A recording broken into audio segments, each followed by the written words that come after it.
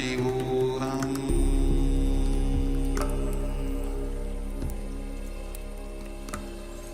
Om Nithyananda Paramashivoham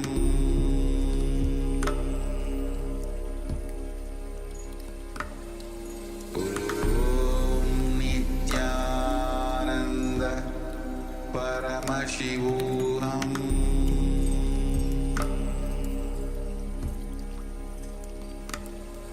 Om Nithyananda Paramashivoham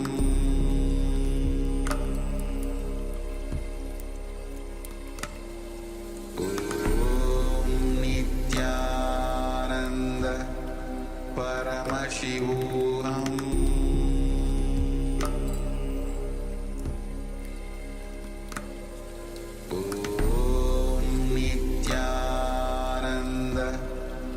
Paramashivoham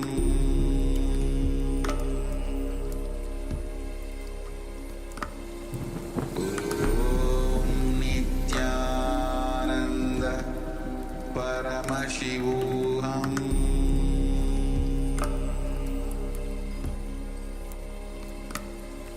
Om Nithyananda Paramashivoham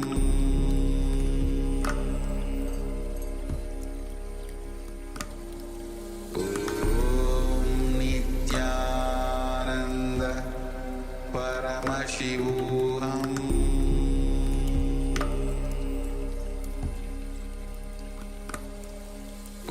Om Nithyananda Paramashivoham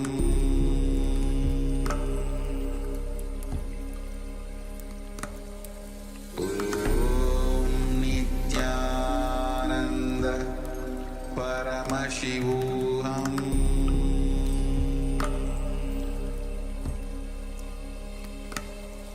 Om Nithyananda Paramashivoham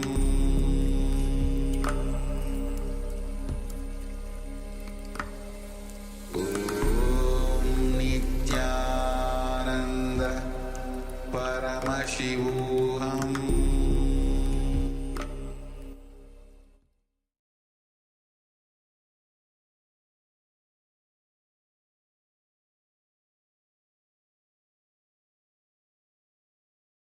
Yes.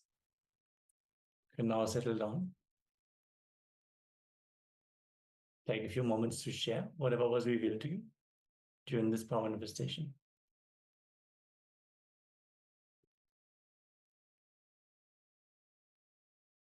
Whoever participated in the power manifestation, you can remove your blindfolds now and start verbalizing any images, any words, any insights that you have received during this power manifestation.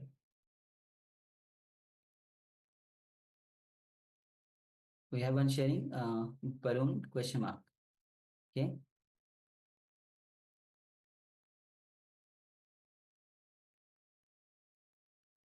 And remember, power manifestation is your conscious declaration. The more and more you manifest the power, you decide to break your patterns. You decide to break all the negativity that you are struggling with. So the more and more you manifest the powers, consciously declare to be one, to be in oneness with Swamiji.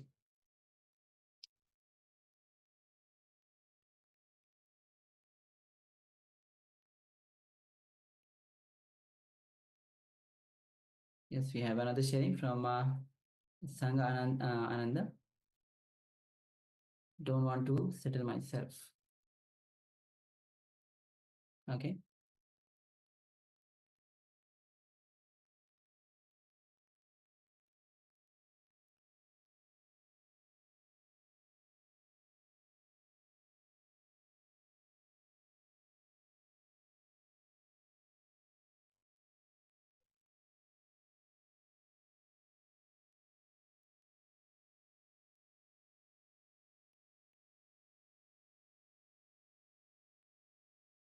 Yes, Ma. So Sangananda is sharing canned fruit in the state and space, always want to think.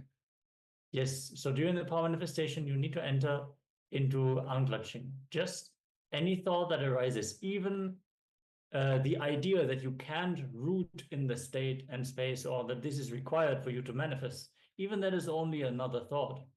So whenever some thought arises in you, just unclutch.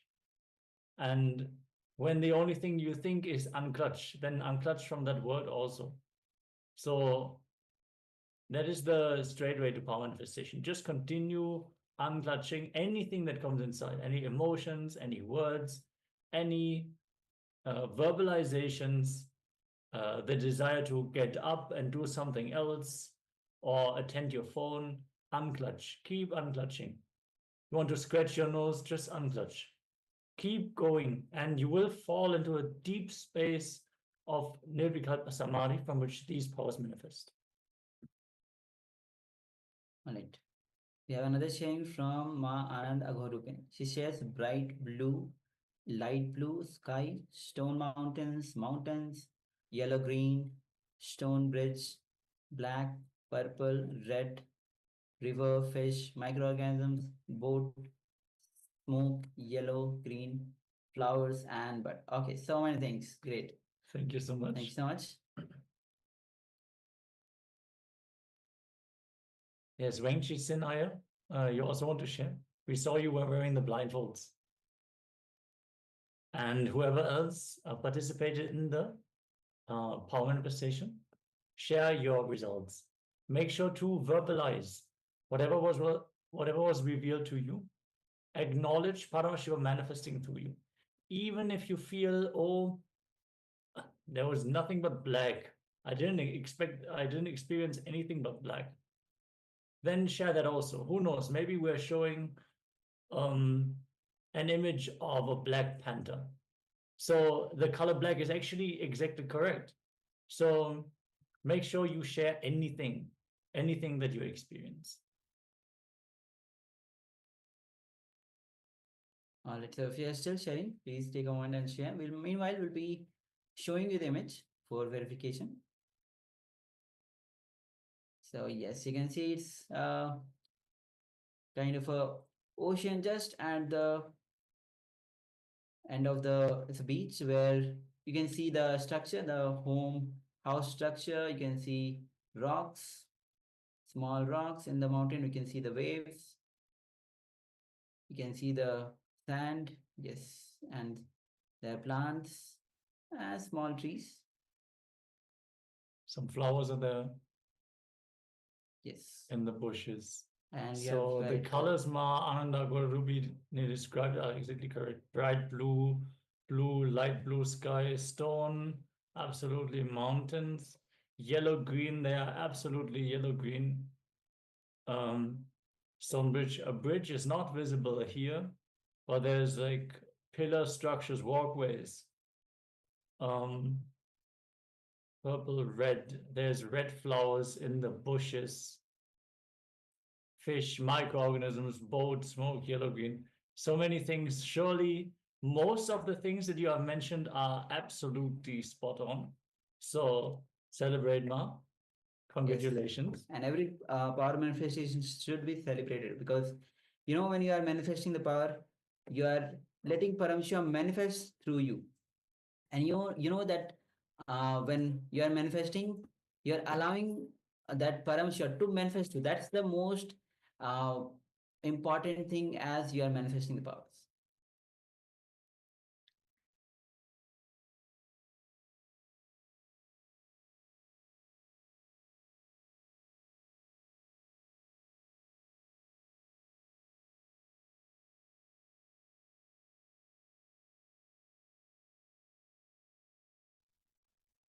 So with this, let's enter into the second round of the power manifestation. You can again go ahead and cover your eyes with the blindfold.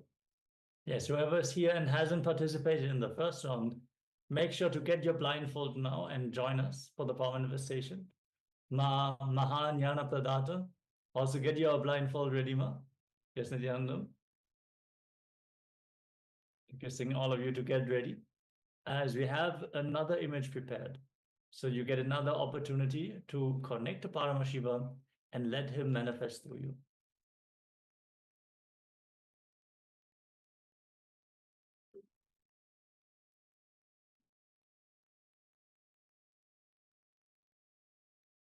Yes, participants are already getting ready.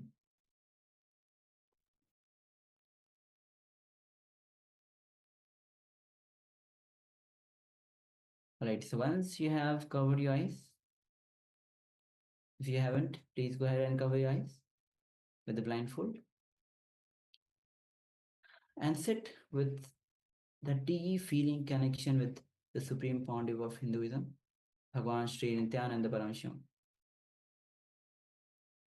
Have that deep feeling connection with you in your inner space. Feel that deep love, its deep compassion, its infinite grace showering upon you. And with that, gently bring your awareness to your third eye and start to unclutch from every single thought. Where there's a desire to open your eyes, just unclutch. Where there's a desire to have a cup of coffee, just unclutch. Or any simple desire, thought, activity, just unclutch. And from that pure unclutched space, Nirvikalpa Samadhi, let's enter it. Let's chant the Mahavakya. Om Nithyananda Paramashivoham. Om Nithyananda Paramashivoham. Om Nithyananda Paramashivoham. As you keep chanting the Mahavakya, with that deep feeling connection with Bhagwan, let's enter into this power manifestation. We'll be projecting the image now on your screen. Let's begin.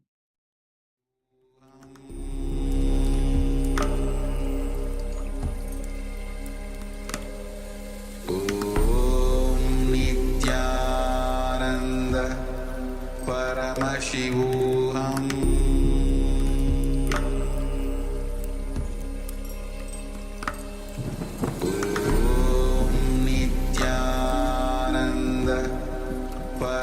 Paramashivoham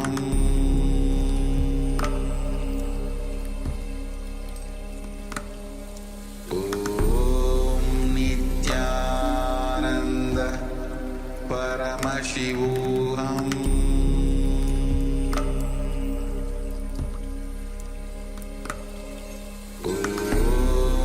Nithyananda Paramashivoham Paramashivoham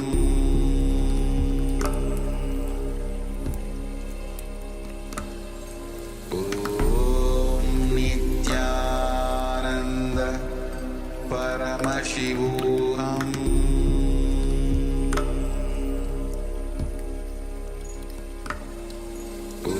Om Nithyananda Paramashivoham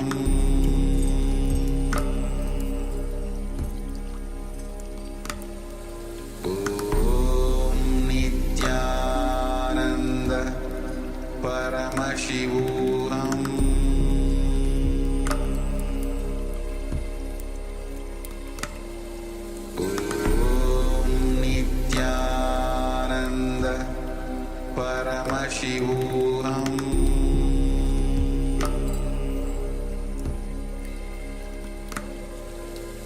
Om Nithyananda Paramashivoham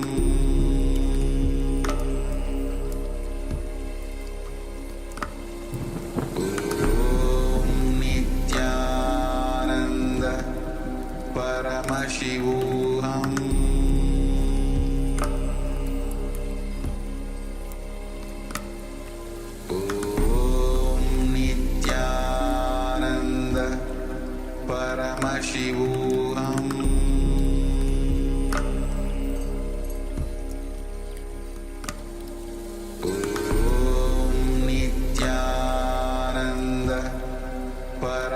Paramashivoham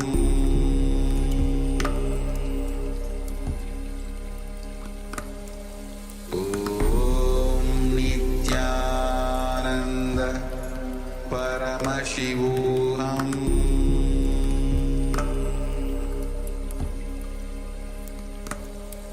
Om Nithyananda Paramashivoham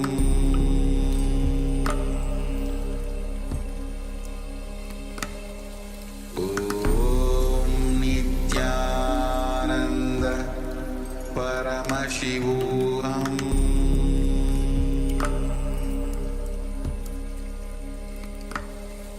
Om Nithyananda Paramashivoham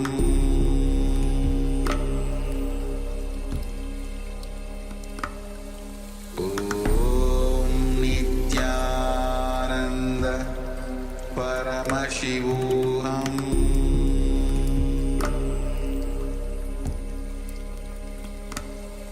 Om Nithyananda Paramashivoham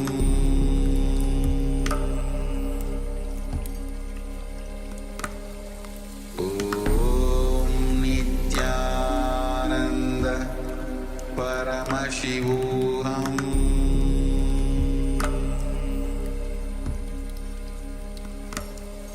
Om Nithyananda Paramashivoham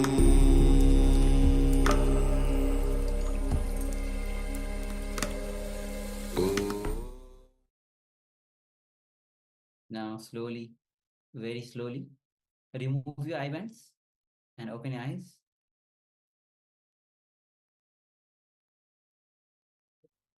Yes. Now, let us share what was revealed to you as you manifested this power of seeing picture blindfolded.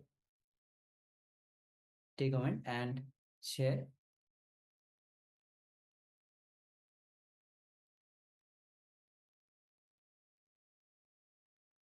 Okay, Sanganand shares leaves green.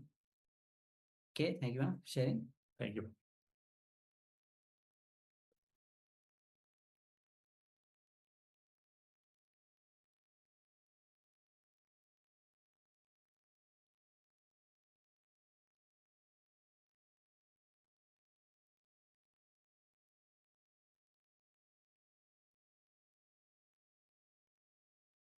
And understand that the more you manifest the power, the more nirvikalpa samadhi. The more you manifest, the more oneness. The more you manifest the powers, the deep feeling connection with Bhagwan grows in you, and that super conscious energy lands in you.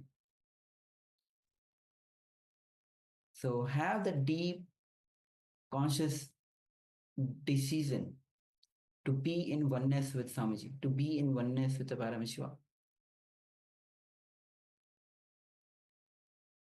Yes, Ma Ananda Agururubini is sharing 10 brown, green, army green, orange, dark purple, gray, gold, white, beautiful islands, trees, land. All right, thank you for sharing, Ma.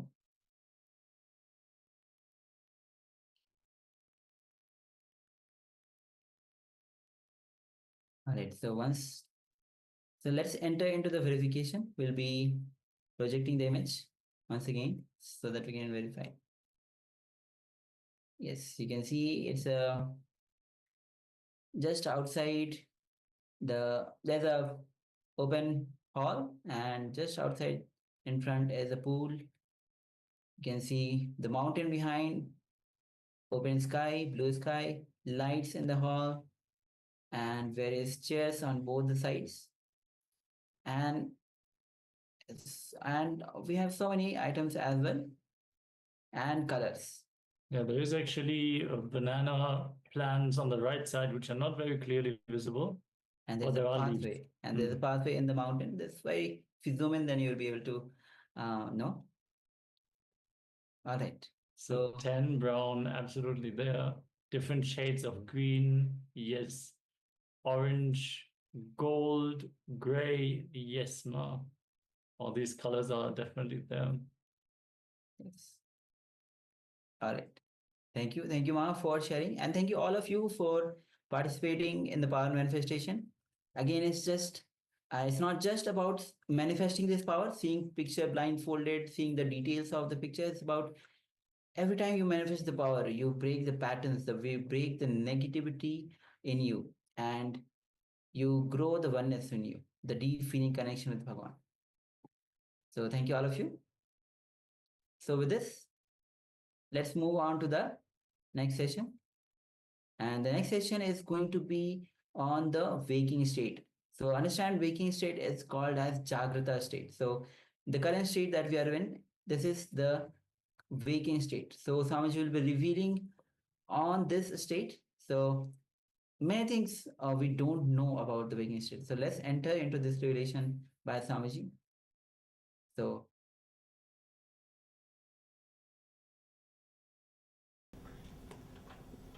first, we are going to work on the waking state, physical body. Physical body means the body which you are having now, with the body with which you are sitting here. Jakrat Sarira. What we can achieve understanding about this body? What is actually we need to do on this body?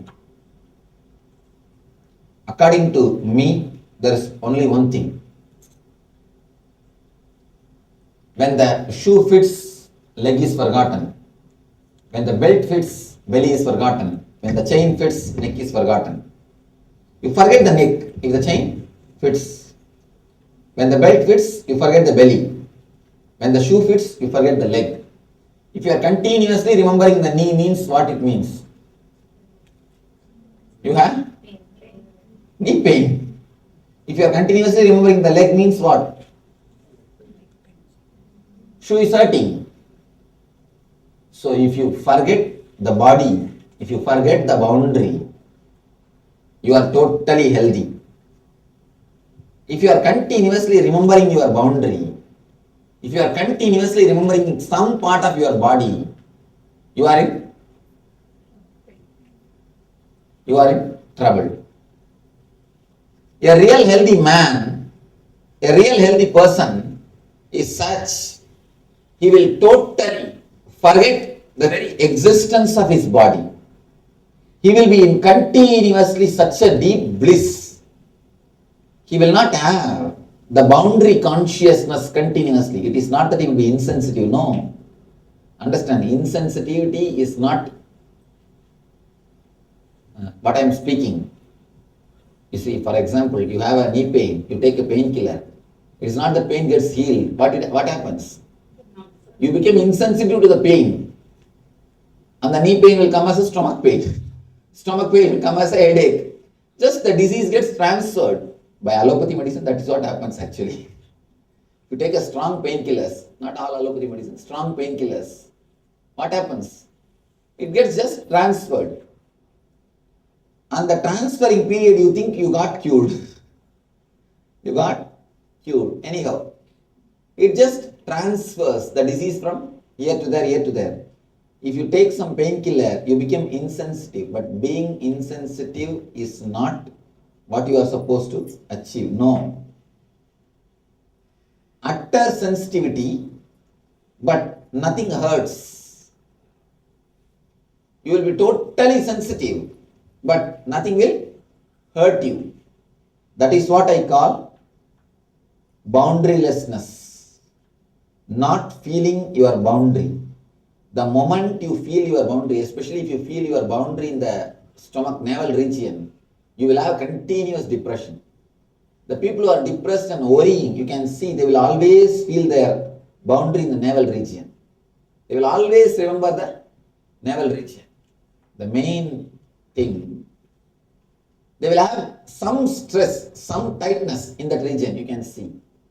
Always there will be a tightness. There will be a stress in the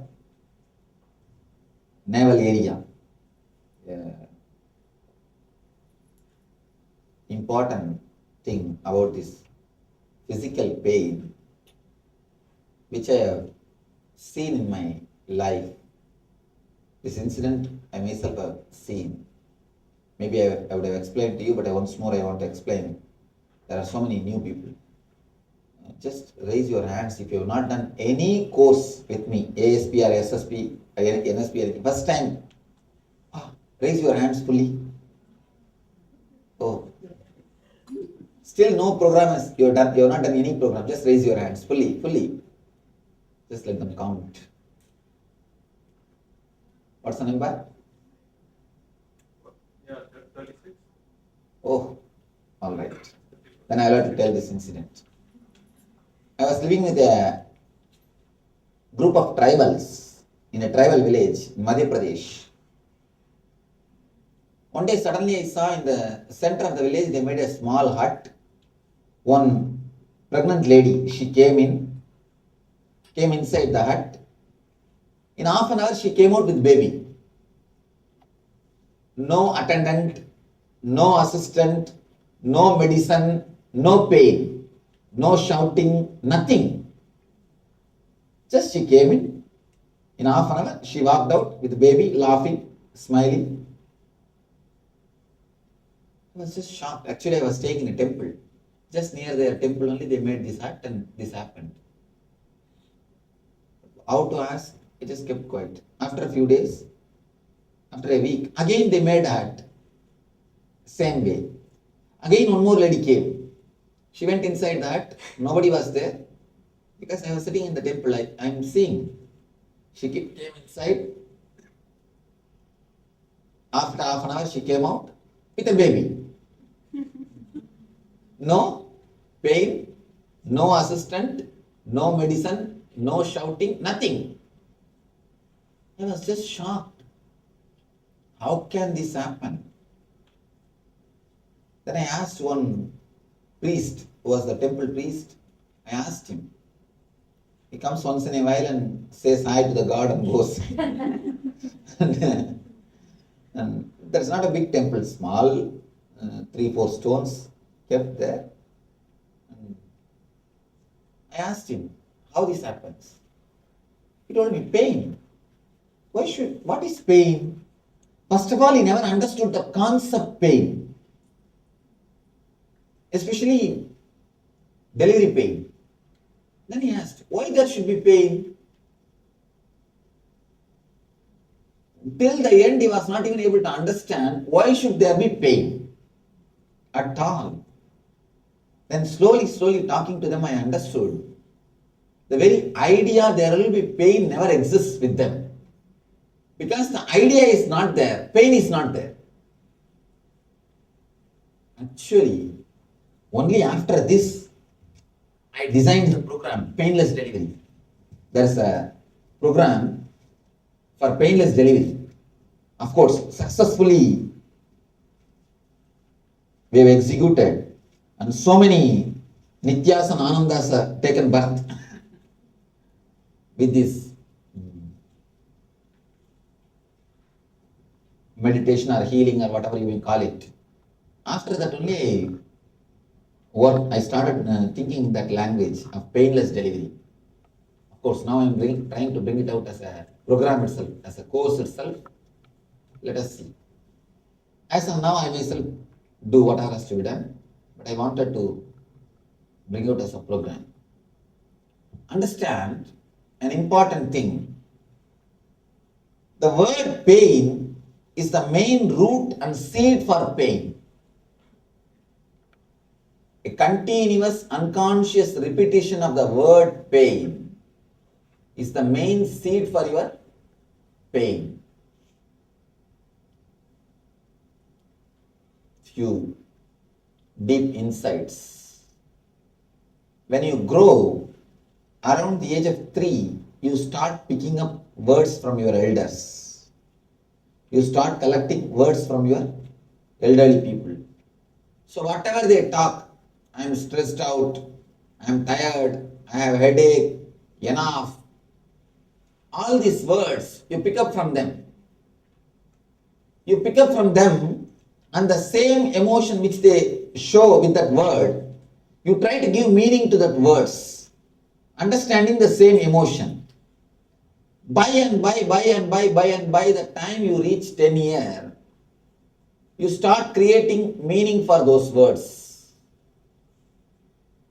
If I work too much, I am supposed to get stressed out. If somebody shouts at me, I should get depressed. If somebody scolds me, I should feel irritated. If this is told towards me, I should be stressed out. You design all these things. You make a clear program. Understand, your mind is a simple computer program. Nothing else. Simple computer program. You just program it.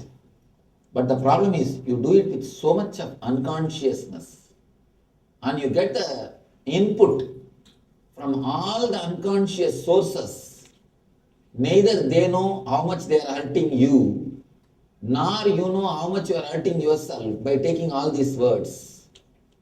By the time you come to the age 14, you are totally equipped with all the words. Pain, I am stressed out, I have a problem. In America, more words.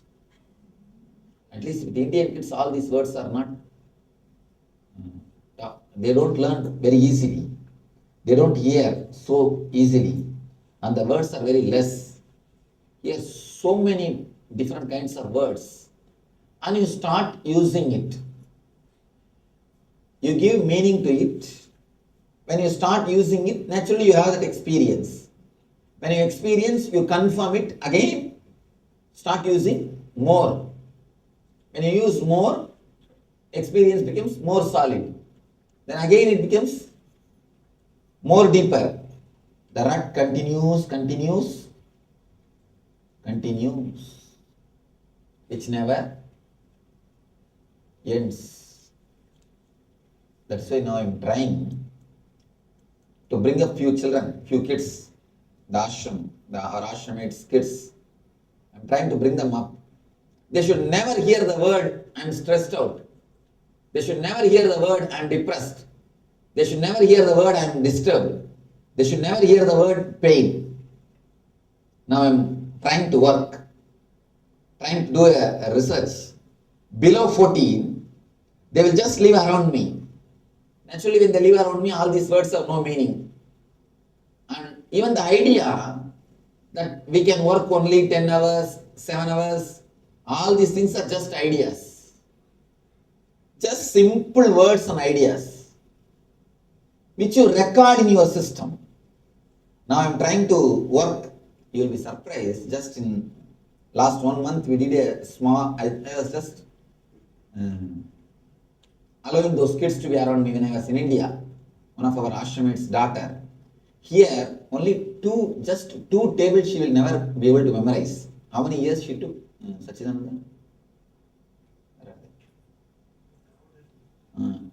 They said that just to memorize 2 tables, she was taking so much of time. But in 20-25 days, she finished 9 tables. She just finished 9 tables. The mind, because the pressure is removed, and these words, unnecessary input, is not given. She says, Swamiji, I won't go to the school. I said, don't go, don't worry, don't bother. If your mom means, what she would have done? No, you have to go. And so much of things, so many other things. The moment she comes and says, Swamiji, I don't want to go to school. Don't worry, go and play with my swans. Inside my room, there are my pet animals. My swans are there. Go and play with them. And nobody can go into my quarters to take her to school. And she told, no, they will put me in the bus. I said, no, just go inside my room, my quarters. They can't come there. Nobody can come there. And she is given so much of freedom, so much of mental relaxation. Actually, when you don't create words around them, the tremendous intelligence expresses. Of course, it is a very simple experiment. Still, I have not finished my experiment totally. I am just trying with the simple things.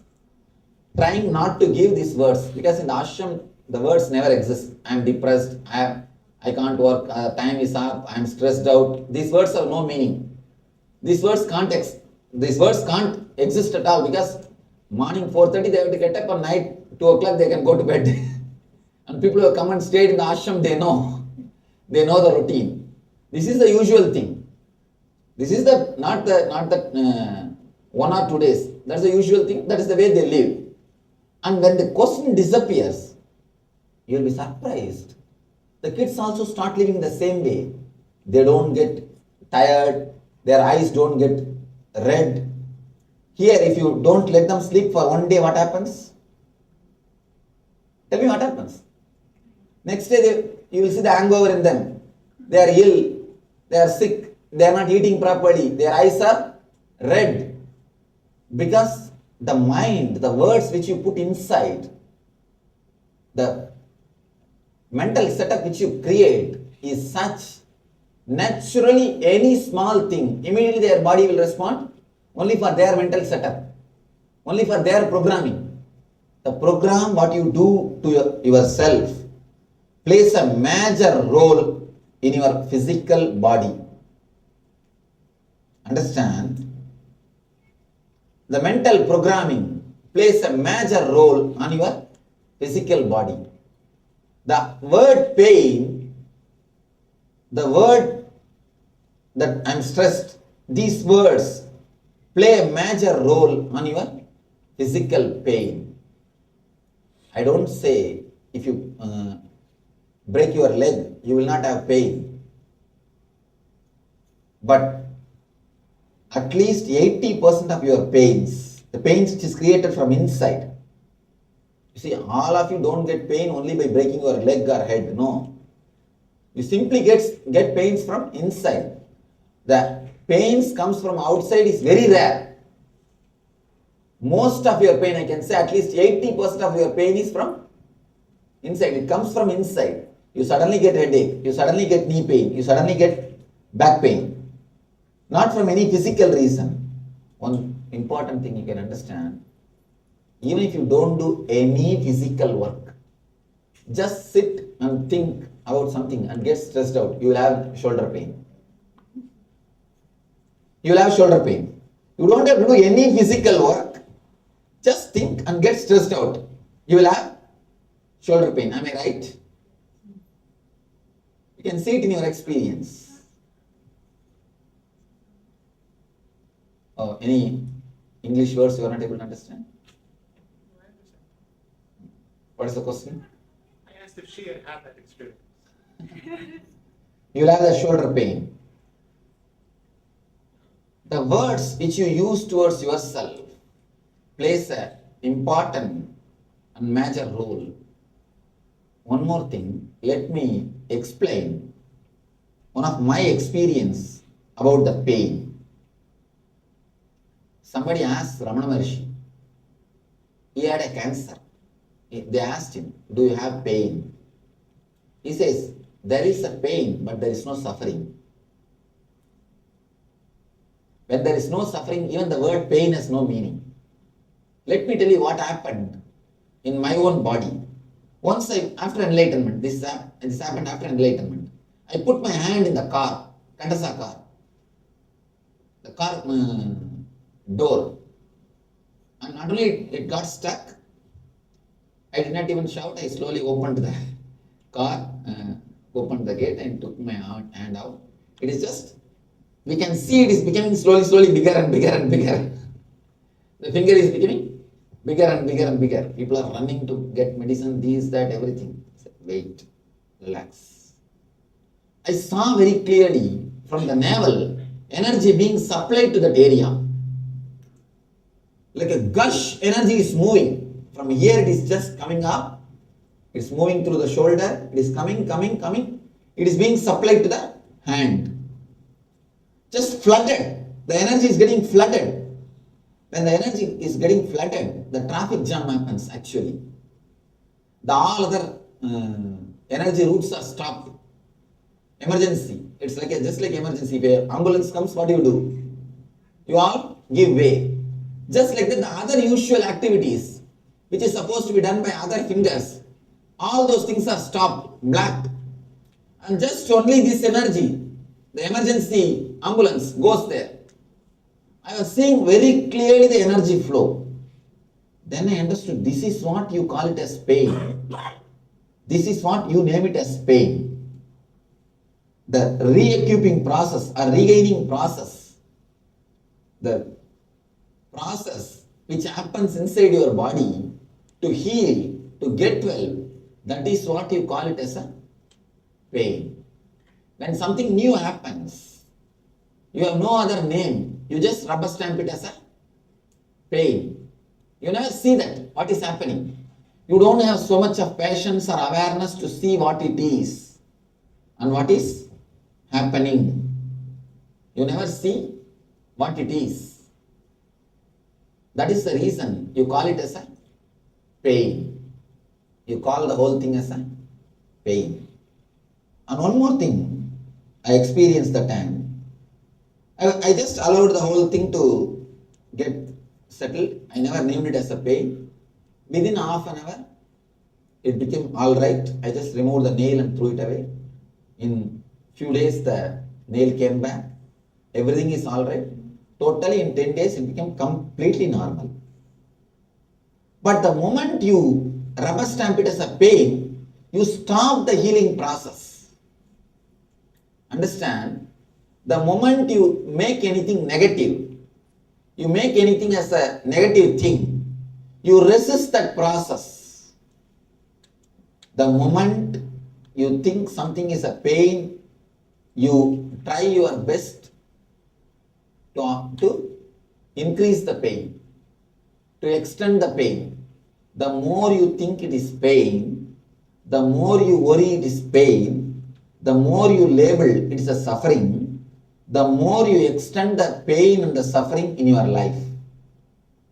The more you think, the more you extend. You interfere in the whole process. You never live or you never feel, you never be, you never behave in a sensitive way to your body. You are very abrupt. It's like you never analyze the case. You just give a stay. In Indian courts, there is a method called stay order. Do you know about it? They don't even inquire, because to inquire who is right and who is wrong will take 30 years. By the time both parties will die. And that is different. Not only ex party, they will expire. That is different. Let me tell you a small story about Indian judgment. One small story. I think we'll have to do something. Krishna. Better you get that mic soon. No, next time. Because anyhow I'm going to come again.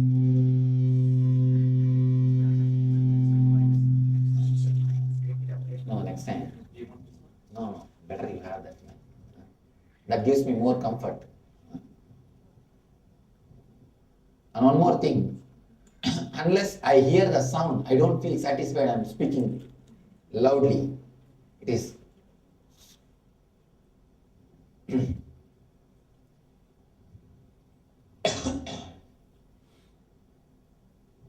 Especially when people sleep, I increase the voice. I increase the volume. So for that and all, only this mic helps me.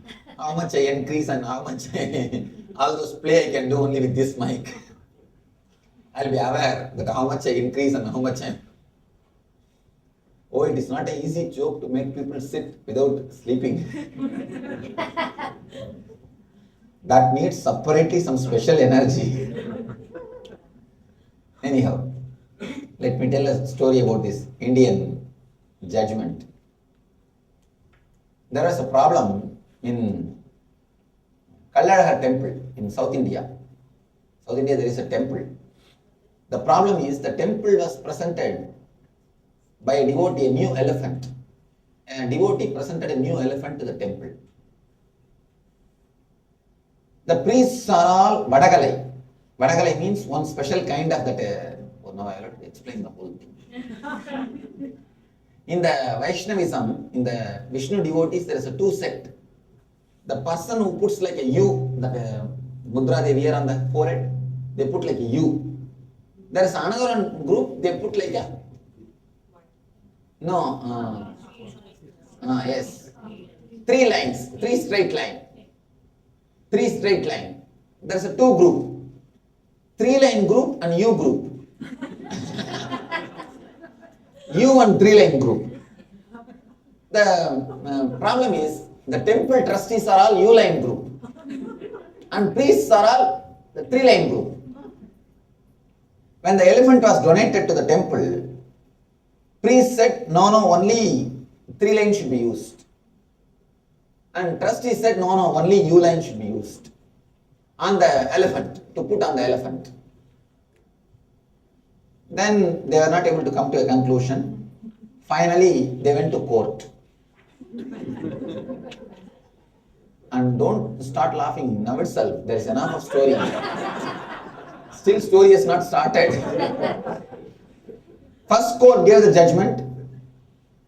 Priests are the people who are going to decorate the elephant. So it should be 3-line. Priests. Second court said, they went to the higher court. No, trustees are the people who are going to maintain. So trustee, U-line only. The third court, little intelligent. No, God himself is wearing only the trustees design, the trustees model. So, so now only the trustees model should win. So they decided what trustees are using, that should be put on the elephant. By the time this third judgment came, elephant died. Actually, it took some 15 years. Elephant died. And no, don't think this now story has ended. Only elephant has ended, not the story. Then came the next elephant. Second elephant. The trustees have now declared, you see, the already judgment came. Now let us put our symbol, what the judgment has come. The priests are arguing, no, judgment is for that elephant, not for this elephant. So judgment says very clearly, judgment mentions the name of that elephant. So not for this elephant. Let us go for again to the court. And who suffers in between? God. No, poor God. Because devotees wanted the God should come on the elephant. And finally God is going every day by walk. And still now the problem is not solved. I wanted you to know. Still now the problem is not solved.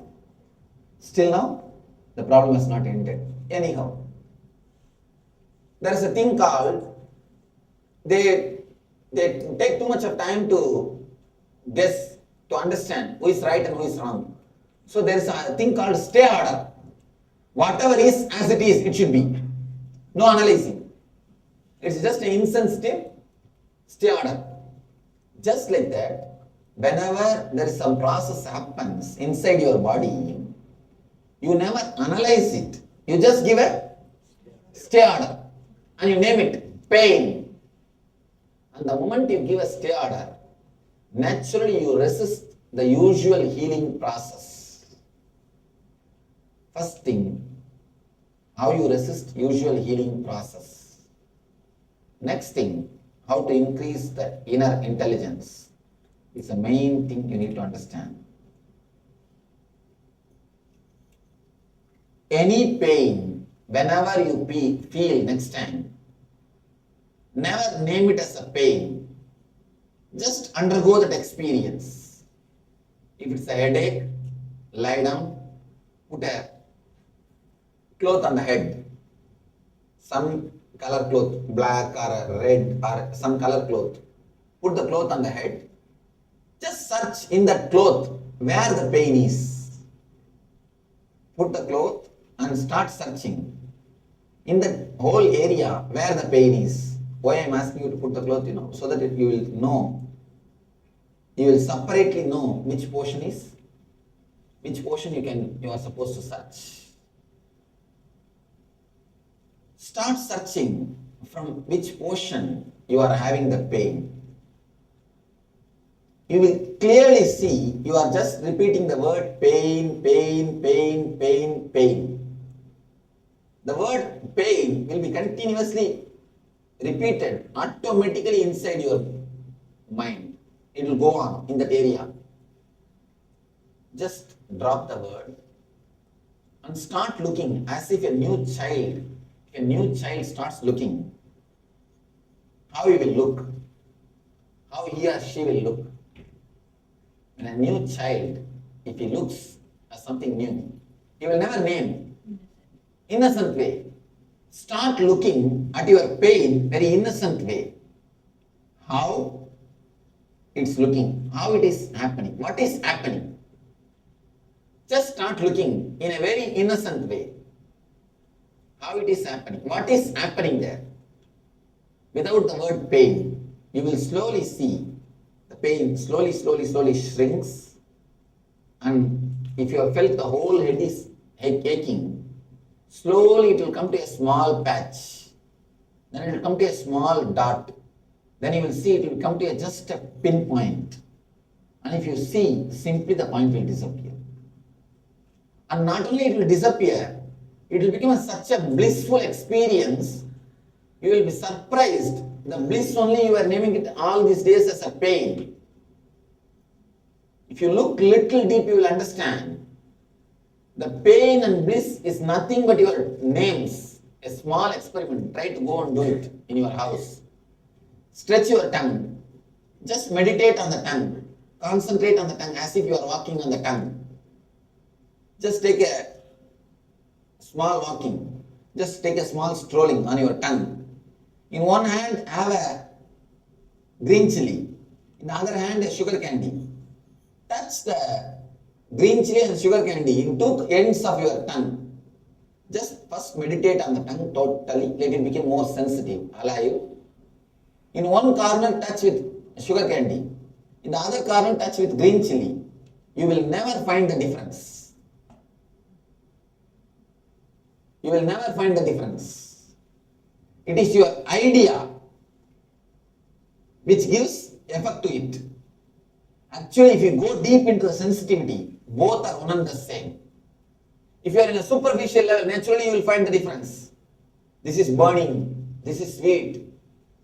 If you look a little deep, both are creating the same effect, but your mind is just labeling it.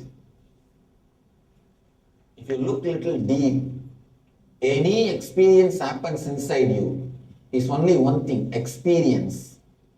You just name it unconsciously as a pain or as a pleasure. You name it as a pain or as a pleasure. That is why, same climbing the hill, if it is done as a job, it becomes a pain. If it is done as a hobby or picnic, it becomes pleasure. Why? If it is done as a job, it becomes a work and pain. If it is done as a hobby or picnic, it becomes a pleasure.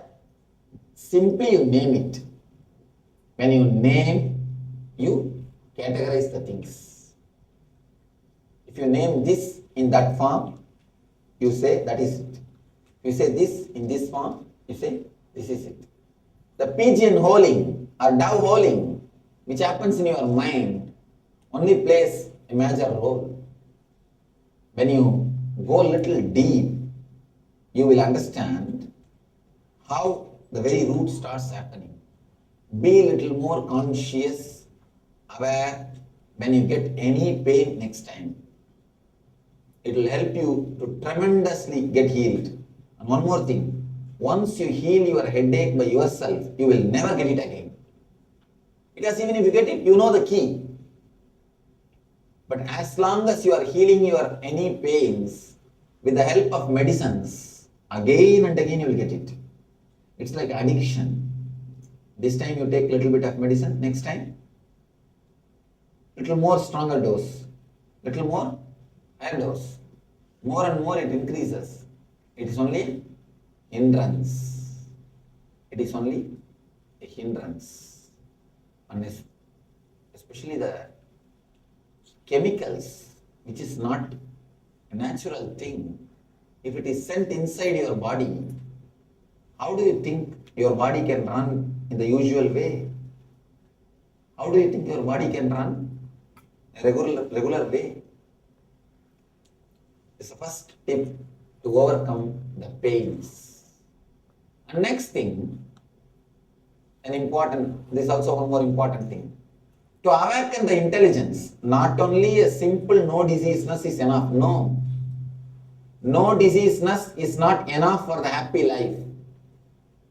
Something more is necessary. No diseaseness means what? Clinically alright. Clinically fit. There are thousands of patients who are clinically fit, but having suffering in their life.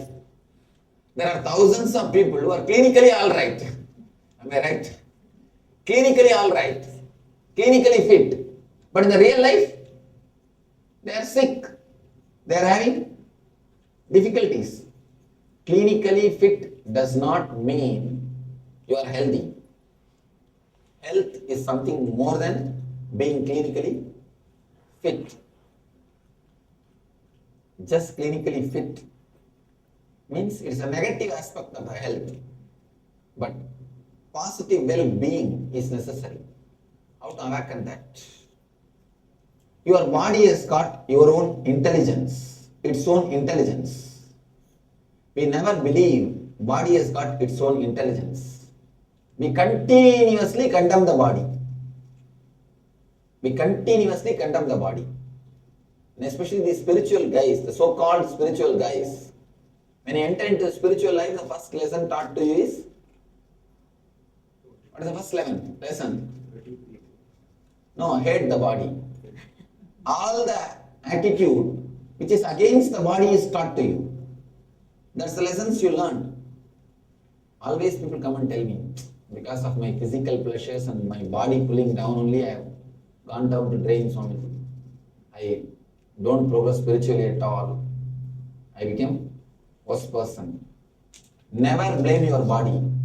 It is not that your body is pulling you down. It is you who is pulling your body down. See your life. How many times your body is begging you, please give me a little rest. Night 2 o'clock, your body's eyes are just begging, it's closing. But what do? Sit and watch that foolish cricket. And that, now here what? Baseball. But Indians watch only cricket. Any country they will be. They watch only the cricket. Sitting and watching the cricket.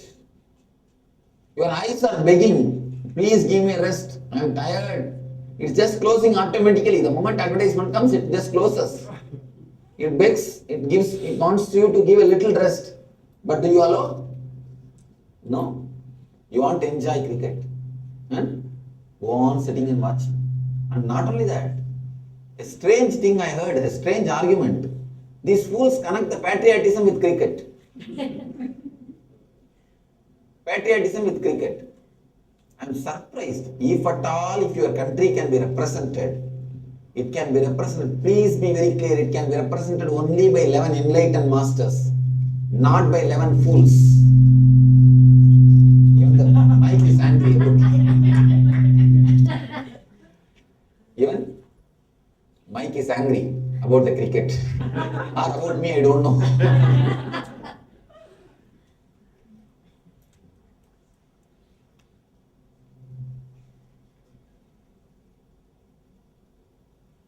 If at all your country can be represented, it can be represented only by 11 enlightened masters, not by 11 fools. See, I am not blaming the individuals. As individuals, they are no way responsible. But I am blaming the importance unnecessarily given. So much of importance unnecessarily given. It is just a pure foolishness. Pure madness.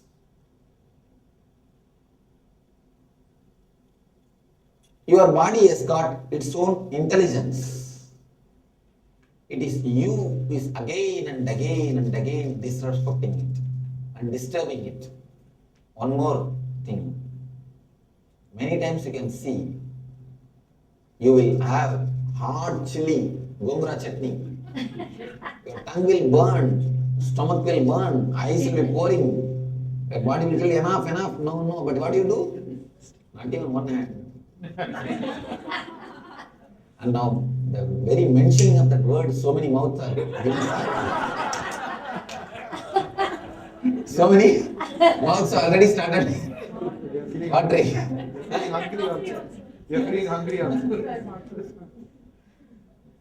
What? After attending our program, this is the lunch time or what? You have not done ASP or NSP? That is why you are telling this is the lunch time. It is hardly 2 o'clock. And still you are supposed to do a meditation. Anyhow, after this meditation, still you will go for lunch, don't worry. Any diabetic patients? Any diabetes? Then you can go and have whatever you want. Diabetes people, go and have whatever you want. Yes. Can you apply the same message, for example, if you pull a muscle because you... Yes, you can apply. You can apply. Is there a good way to use that? Just have some piece of cloth on that area, so that you will remember exactly that area. And start penetrating inside that area mentally and start feeling where the pain is. Where the pain is. Step by step penetrate. In the Pain to Bliss book, I am speaking about this technique very clearly, detailed way. Of course, this is the technique. Just penetrate and see where is the pain. Search. Drop the word pain and see some new experience is happening in this area. What is it? Where it is happening? Let me search. That's more than enough. Simply it will disappear. Second thing I was telling you, your body has got its own intelligence. Its own intelligence. Every part of your body has got its own intelligence and innate healing capacity. If you keep quiet, that is enough, your body will heal itself. Most of the time. Actually, you don't trust your body. Understand 2-3 things what your body does. Just to convert a piece of bread into blood, you need an industry which runs 3 kilometer length. Scientists, they say mechanically if you have to do, to convert a piece of bread into blood, you need industry which runs 3 kilometer length. And 1/10 of your brain work, if it has to be done, it needs 3-story computer, 3-story house, that size computer. And the noise which will be created will be equivalent to one city traffic.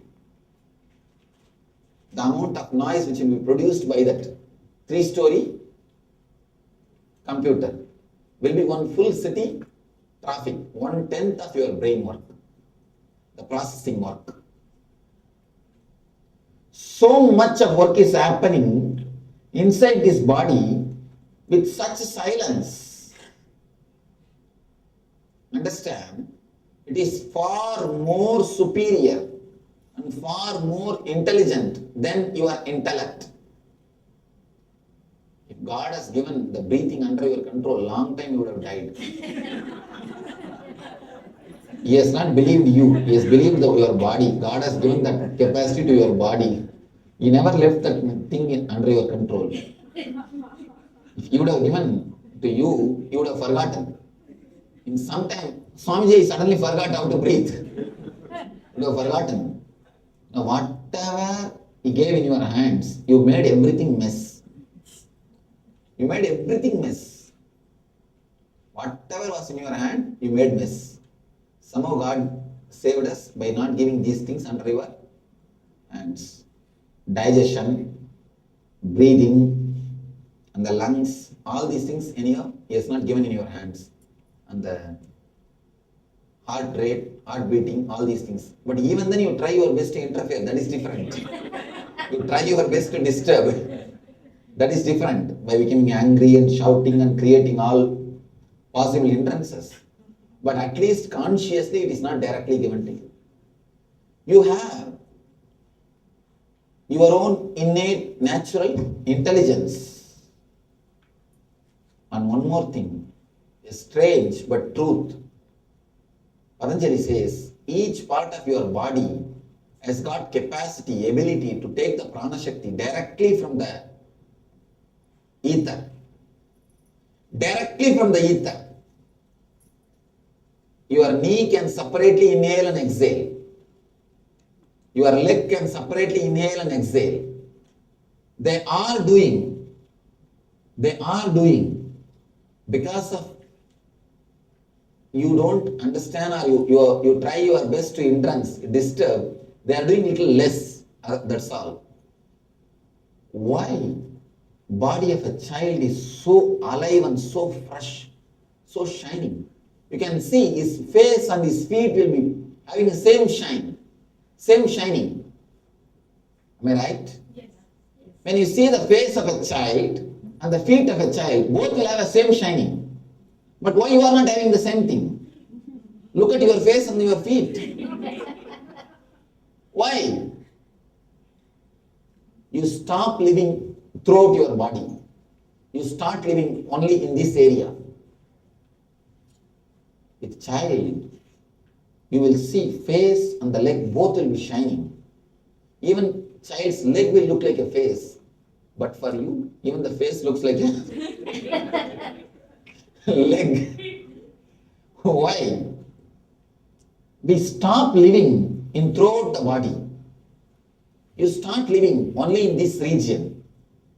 For example, suddenly if you close your eyes and remember your name, if your name is Ram, you will remember only the head.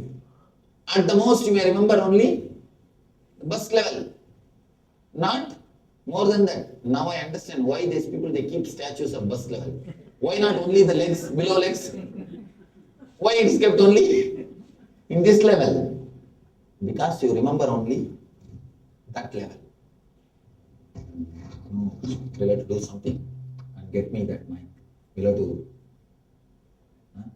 get some extension, because now I'm feeling that I'm shouting too much, because I'm not able to be very clear in what level I'm speaking. Okay.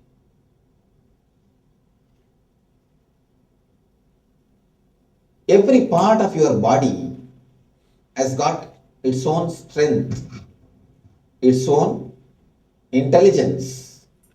And one strange thing you should understand. Every part of your body re-equips itself. Re-equips itself. Your liver replaces itself in every 1 year. Do you know? Your liver, even medically, they have proved, your liver replaces itself in 1 year. In 1 year, not even one single cell is the same. One single atom is the same. After 1 year, you have a total new liver. Every part of the body, if you see, after a particular time, but of course, for heart, different time, for lungs, different time, for intestines, different time. For intestines, you will be surprised, just 21 days. Just 21 days. And 3 kilometer length intestine. Your intestine is 3 kilometer length. Please be very clear, 1.5 mile. More than 1.5 mile. 3 kilometer length. It replaces itself in just 21 days.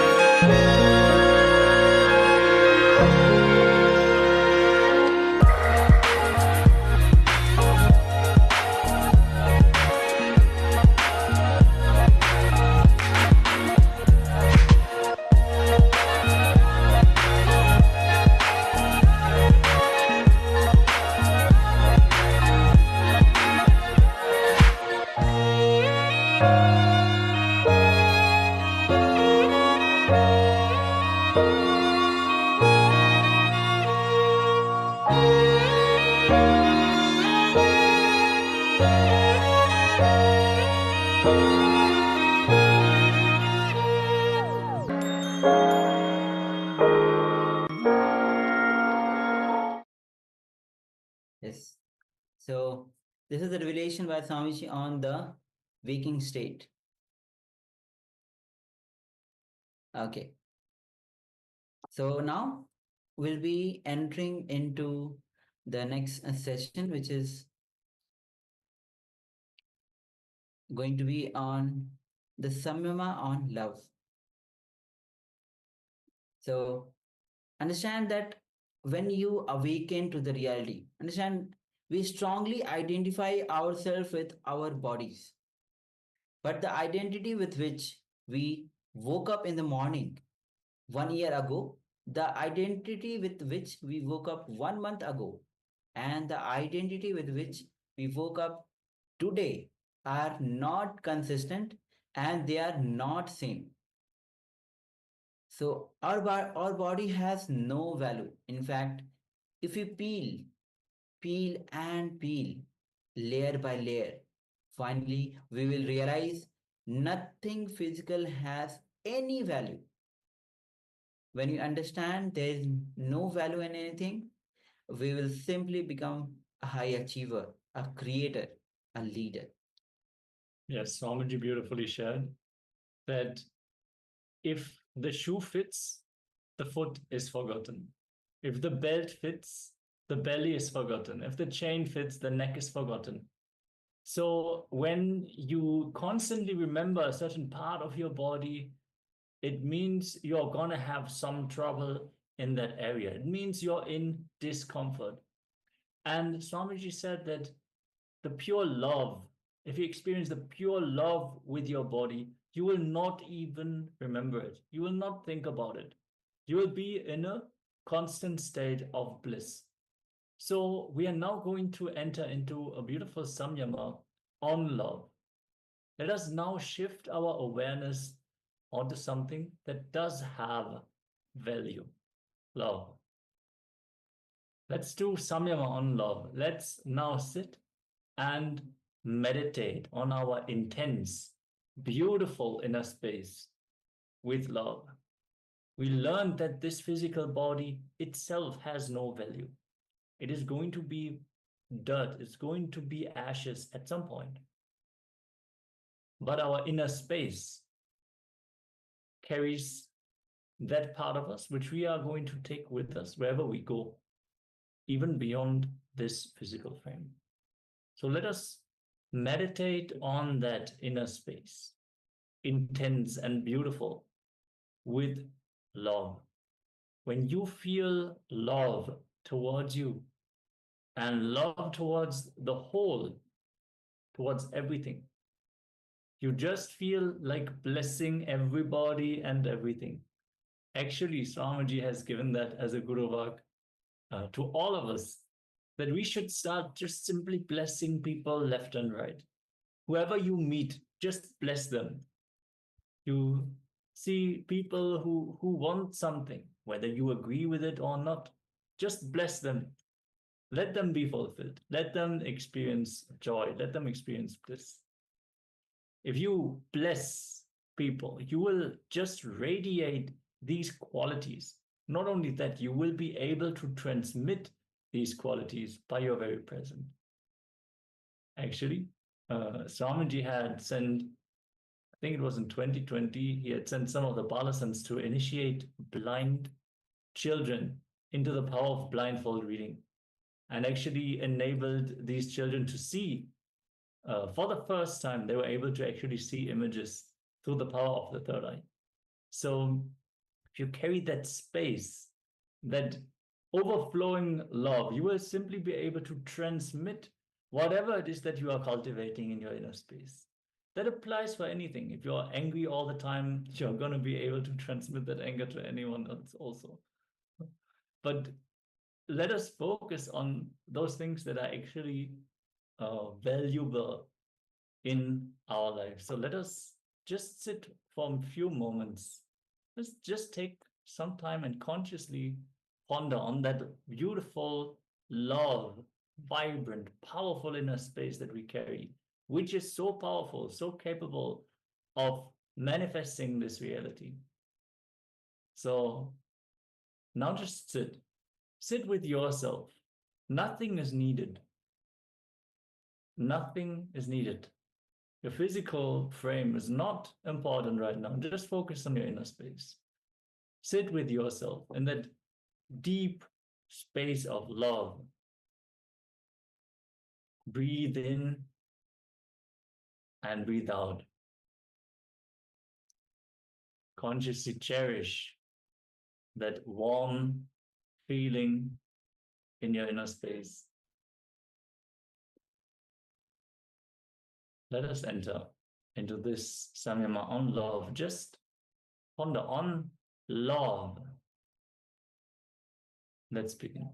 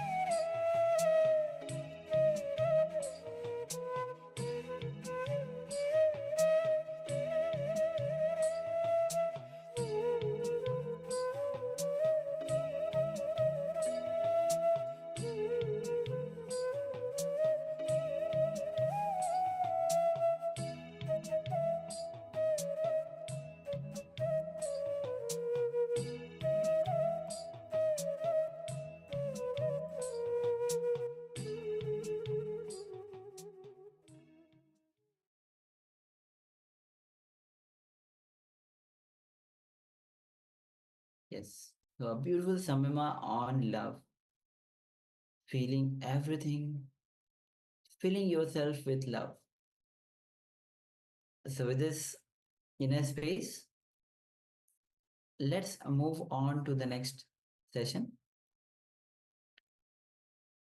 And the next session is going to be on the 4 states of consciousness. And then we'll be moving on to the meditation to shift the consciousness to subconsciousness. So let's enter into this revelation by Swamiji.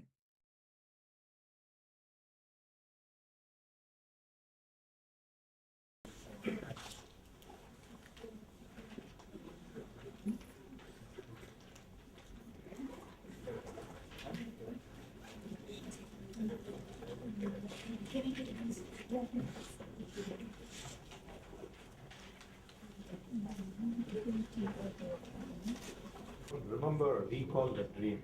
Is it good or is it? It means there's no value. Just it's like, see, actually, look, understand.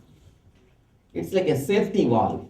If the steam pressure becomes too much in the steam boiler, there is a safety valve which automatically opens and releases the extra pressure. Dreams are nothing but safety valves. The moment it becomes too much, it automatically opens and releases. Yes. Swamiji, in Ayurveda, they teach that dreams are influenced by Vata, Pitta, and Kapha. Whether you remember them, whether you The whole body is Vada and Pitta Kava. yeah, but that if you're a Kapha person, you usually always remember your dreams. But if you're a Vata person, you No, always nothing like remember that. There is no that type of intricate. You see, sometimes even if you are a person with Kapha, you can remember the dreams. Or even if you are a person with Vada, you can remember the dreams.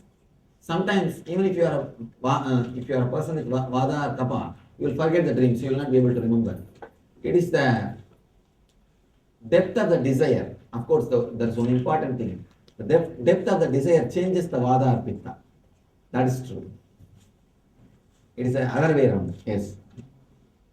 I think this might be happening to a lot of people, but sometimes when you're in a situation like when you go to a party, suddenly I realize that, oh, this happened before.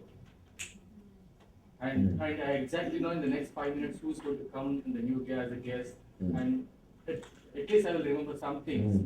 What is that? How many of you experienced this in your life?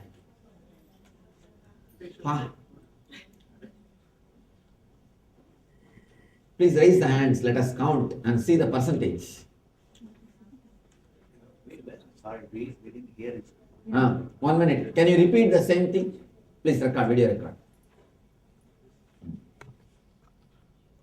Sometimes when you're in a situation, like for example, you just went to a party and you realize that suddenly, oh, this party has happened in my life in the past, but I don't know whether it's a dream, and I exactly know for the next 5 minutes or 10 minutes that this is going to happen. Someone is going to come with his kid or his wife. Probably he is going to give this big gift. I don't know, suddenly I remember like 5 minutes thing and that's it. I know that this has happened in the past. I don't know what it is, whether I have seen this in the dream or I don't know what it is. Yes. How many of you experienced this at least once in your life? Raise your hands. Show count.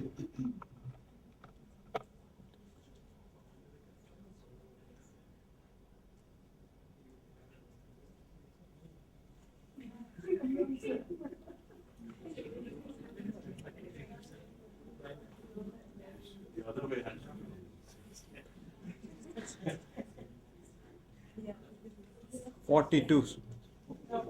Over 50%. Who have not experienced, please raise your hands. That is better.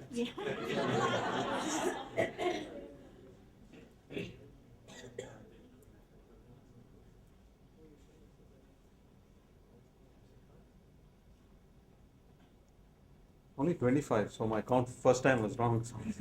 One thing, whomsoever has experienced, understand you are having a tremendous intelligence and visualization capacity. Understand, It is not that other people have not understood, that 25 people also had, but they have forgotten. Let me explain this column, then you will be able to understand the answer for all these questions. This is the basic of your 4 states.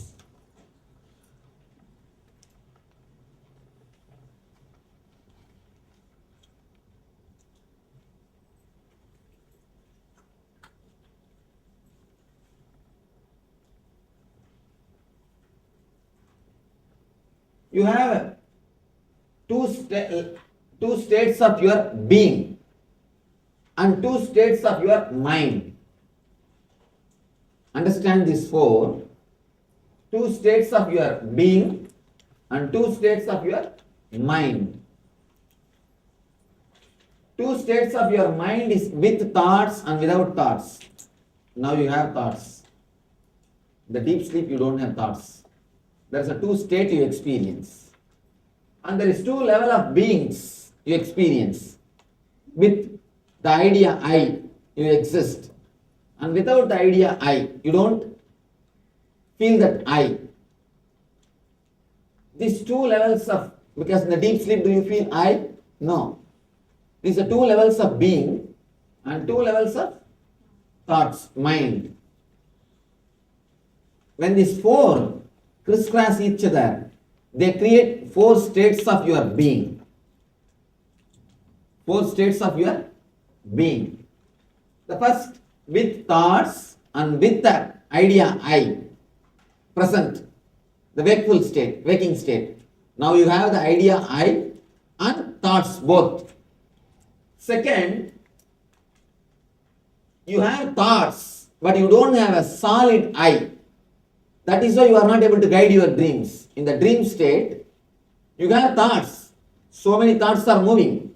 But thoughts are in higher frequency than your I. Thoughts are in higher frequency. That is why you can't guide your dream. If you can guide your dream, you will be always dreaming. No, what type of dreams? You can't guide your dream. Only dream will guide you. The frequency of the dreams are such, your thought cannot dream. People get up and say, such a wonderful dream, you see this. Now only I got up.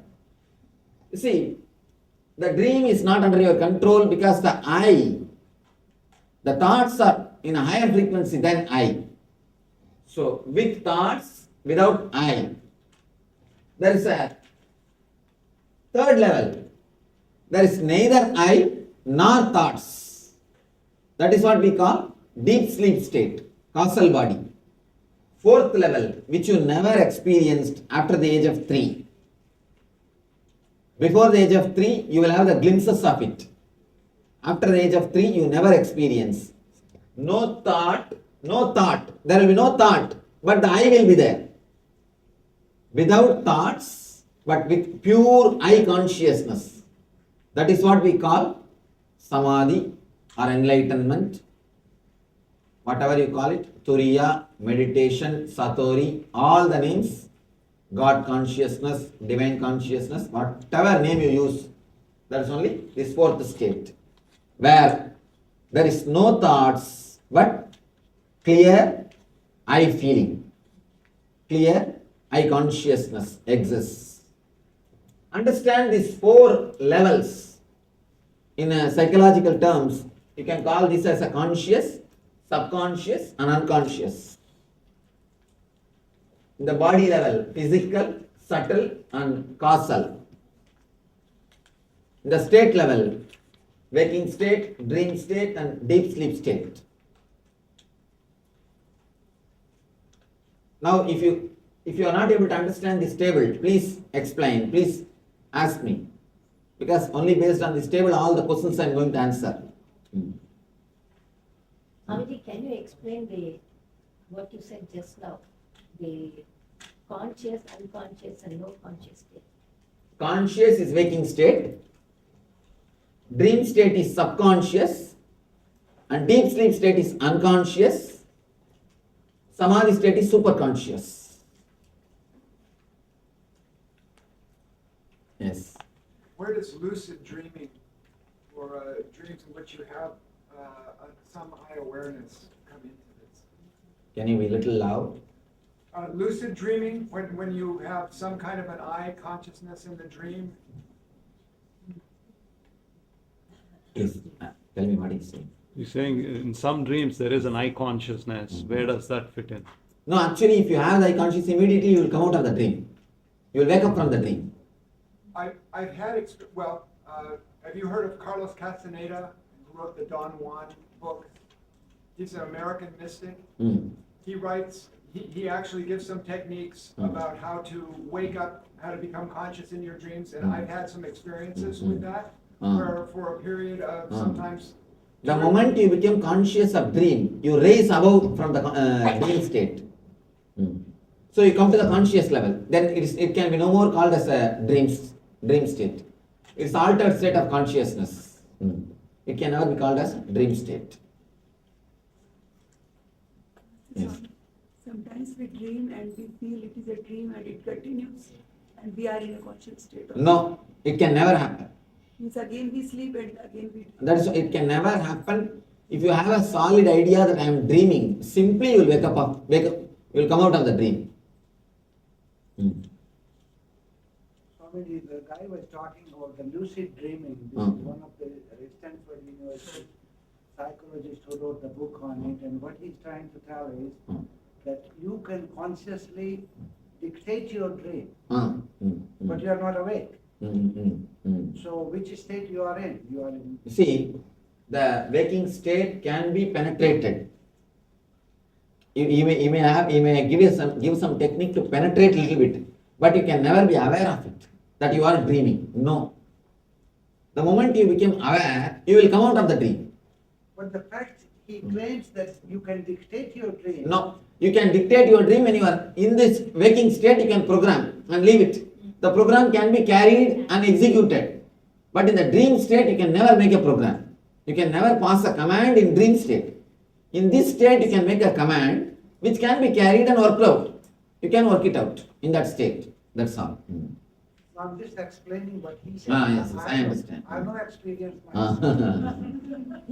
Yes. I have many times experienced in my dreams that too early in the morning, like 4 or 5 o'clock, like divine thing, like saying Satya Sai Baba or Kanti Shankaracharya and all you, coming in white dress, though they are wearing some other color dress, they come in white dress and put their hand on my head, and I feel immediately as if the severe current passing into my body, and if suddenly I get up from the bed, I feel totally fresh. Totally fresh, like other days you will feel lazy to get up from the bed, but you will feel totally fresh. But the other things in that dream. Then to make you fresh every day, I think I have to come. All right. The other things in the dream will be in color, but the person will be in white dress. So You see, you may be associating with the white dress your spiritual ideas. Young age, you would have seen somebody who is, or you would have respected, you would have thought somebody very spiritual, he must have been wearing continuously white. The association may be there. That can be the reason. Otherwise, there is no reason, only always they should come in white. Okay, so this is vision or imagination? The scale, that is the scale. Do you see everything in color, multicolor? No, other things I see in color. Okay, the other things, you see. Are you able to see the difference between the white and the other background, everything? Yes, I can Then surely it's a remember vision. the dream and I can remember it. Then surely it's a vision. Why do we have the same dream many times? Again and again. Snake chasing, elephant chasing. You can see snake chasing you or elephant chasing you. Buffaloes there. Buffalo chasing, writing exams. And not only that, you will feel as if that you are supposed to write exam and you missed the exam. You are sick. So these are all few, yes. When you are slightly feverish and not very healthy, in that state, I get the feeling that I am flying like a... Oh, then it is a delirium. Delirium, be careful, that is not dream. Anyhow, These are the usual dreams. What you said, that buffalo chasing or the wife chasing. That is wakeful state. Be aware. Don't think it is a dream. Then you will break your back and sit. Understand?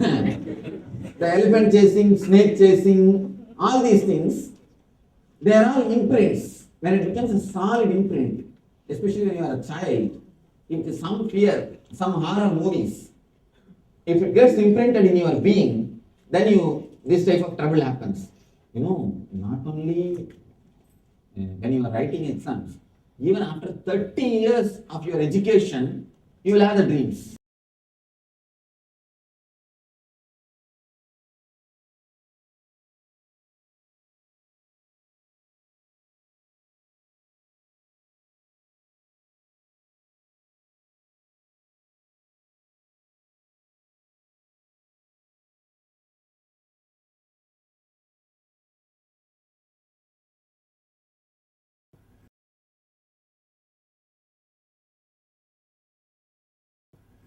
One thing, never think if you start having too much of spiritual desire, that is going to lead to enlightenment.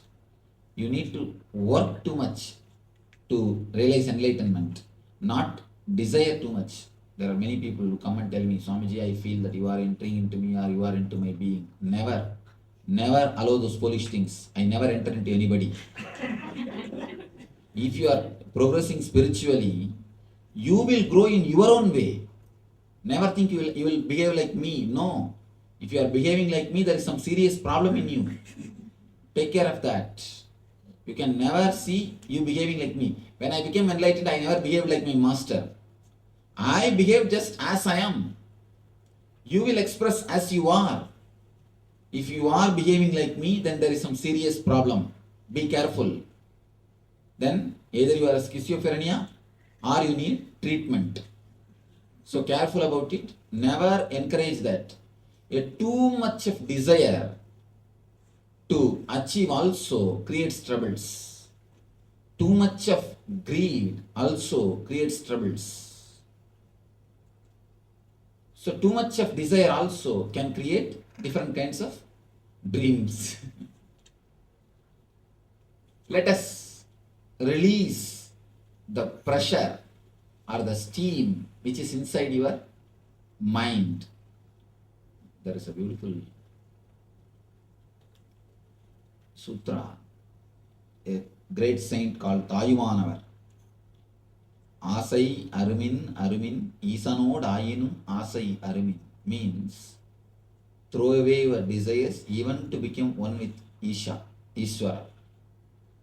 Because even that Ishvara means, what do you understand? You have a concept. When you want to become one with that, you try to behave like him. But Ishvara is not the concept about Ishvara. Ishvara is not the concept which you have about Ishvara.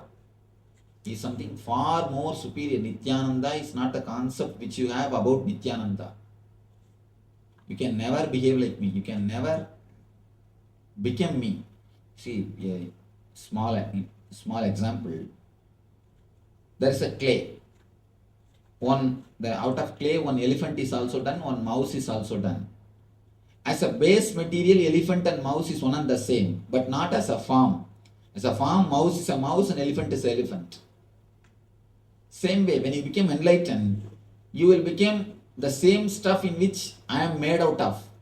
You will never become just like me. You will never wear the turban, or you will never start laughing like me or dancing like me, sitting like me. No. So be very clear. When you become enlightened, you will have your own uniqueness. You will have your own being. You will never have me in you. If you are having me in you, you are trying to catch your idea about me and you start enjoying that. When a finger points to the moon, instead of seeing the moon, you catch hold of the finger. You catch hold of the finger, what will happen? You will shake the finger, and not only you will not see the moon and realize what is supposed to be realized, and you will shake the hand such a way that next generation also will be looking at you instead of looking at the moon. You will disturb others also. When you catch hold of the finger, you will neither enjoy the moon, nor you will allow others to enjoy the moon. So, when I am a finger pointing to the moon, see the moon, enjoy the state of Nithyananda, not the concept of Nithyananda. Somebody asks a Zen master, what is this? You are not following your master at all. You are enlightened, but you don't follow your master. This guy says, enlightened guy, no, I am following my master in every inch. Disciple was shocked. What are you talking? Your master does one thing and you are doing different thing, and you say you are following him. He says, my master never followed anybody, so I am following him same way I don't follow him. When you don't follow, you follow the master. When you become really enlightened, you will never imitate anything. You will have your own uniqueness. You will express your own unique things. You will never experience or express something which the way in which I am doing, the way in which I did. People ask me, Swamiji, why don't you do like Vivekananda, what Vivekananda did? Why don't you do like what Ramakrishna did? I said, fool, I am not a replica of Vivekananda or Ramakrishna, no. I am enlightened on my own authority. It is what is supposed to express through me, it will express. Any steam, any pressure which you have, that naturally comes out in a form of dreams. Now it is time to shift your consciousness consciously to subconscious state and release the pressures. Two things you are now supposed to do. First thing, you are supposed to shift your consciousness to the dream level. Next thing, release all the suppressions from the dream level, from the dream layer. How to shift? First thing, how to shift? It's a 20 minutes meditation, the shifting. Last 10 minutes, it will be just throwing out. First 20 minutes shifting. Inhale as slowly as possible and hold as long as possible and exhale as slowly as possible. Hold your lungs empty as long as possible. Let me repeat the instruction. You will inhale as slowly as possible. Fill the lungs. The moment you feel it is too much, don't bother. Just extend sing one more minute. One more minute. When it becomes too much, maximum, then stop. Then hold. Hold your breath as it is. Fill your lungs and hold as long as possible. When your body says, no, I can't anymore, just extend one more second. One more second. When it becomes too much, you can't anymore, then exhale slowly, slowly, slowly, as slowly as possible. Exhale as slowly as possible and hold. Hold the breath. Once you finish the exhaling, stop, hold as long as possible. Hold and hold your lungs empty as long as possible. Again, start inhaling as slowly as possible. Hold and start exhaling as slowly as possible. Hold. This is a cycle. Any doubt, please? Yes. Is it you should inhale through one nose and No, exhale through the nose? no, through both the nose. Both. No. Just. Then the 20 minutes is Exhale through the nose or through the mouth? through nose. So, by this you will shift the consciousness. Next, second step, a loud, deep chanting of Humkara mantra, H-O-O. Just exhaling. You are not supposed to inhale at all. Understand? This is not like Dukkhaharana. In Dukkhaharana, you can inhale and exhale. But here you cannot inhale at all. Continuous exhaling. Understand? Techniques may look like same. It is not same. Whenever there is a difference in the body, techniques differ. You see one thing. There are 9 buttons. Just very near. 6 and 9 looks very near. Instead of 911, if you put 611, nothing will come. Only if you press 911, you will be helped. Numbers may look very near. Numbers are looking very near. If you just, even a small change will change the whole process. So please understand the process very clearly. Don't think, oh, I did that meditation just like that, only this. No. Even a single adjustment, that is why the master is necessary, where which has to be attached. Numbers are all same only, but you cannot play with the telephone numbers. Even if one number misses, what happens? Wrong call, keep it. Yes. So you quickly inhale for each who that you're saying?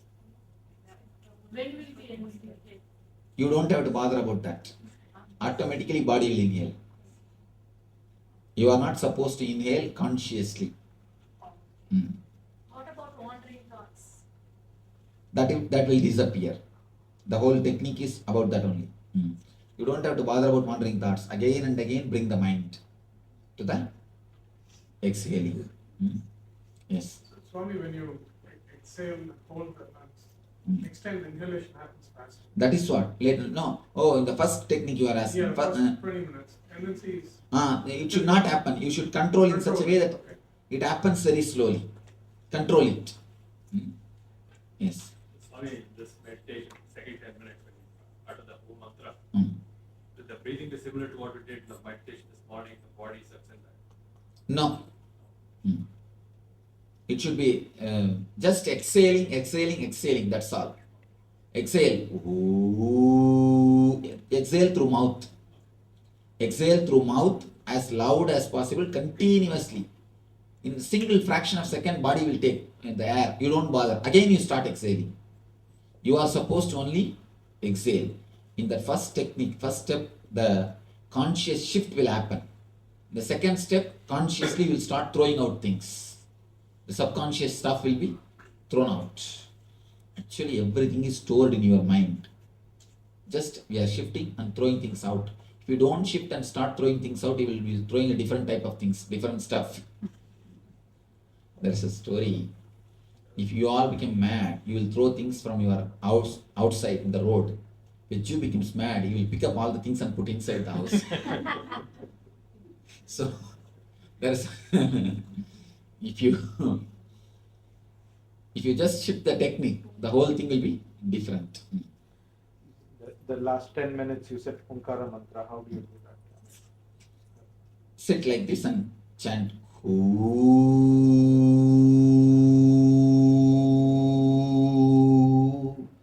From deep stomach, the whole air has to come out. Whole prana should come out. Continuously just exhale through the mouth.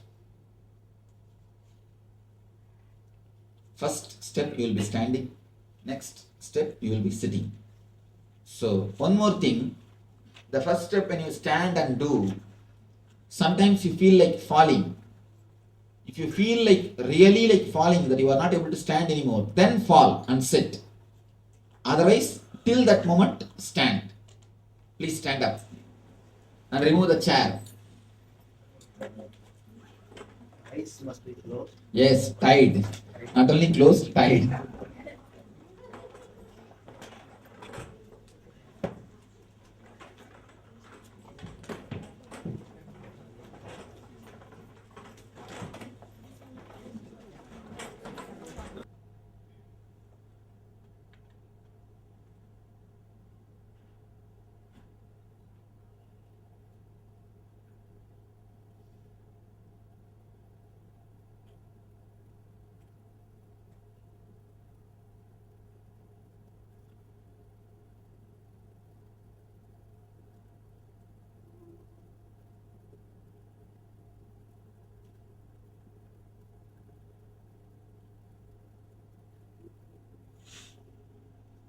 start breathing.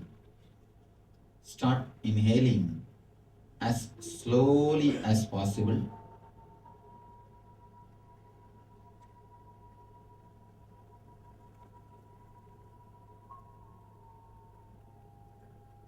Hold as long as possible.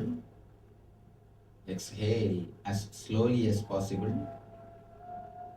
Hold your lungs empty as long as possible. Continue the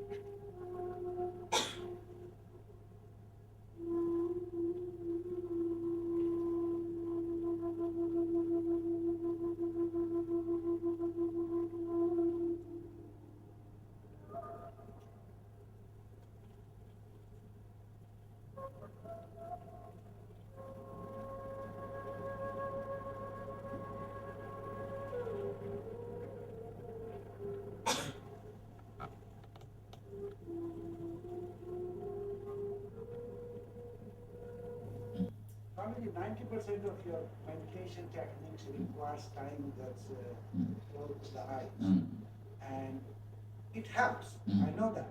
But they can be done without it, most of the cases. Why the insistence on doing this?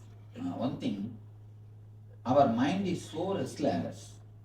If it is not tired, at least one moment you will have a temptation. If you hear some sound suddenly, tuck, tuck, you will just open your eyes and see again. You will close your eyes.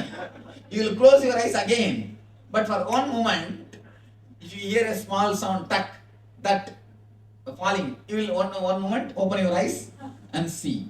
To avoid that only, I insist on time. And one more thing, the unnecessary light fluctuation will not be there.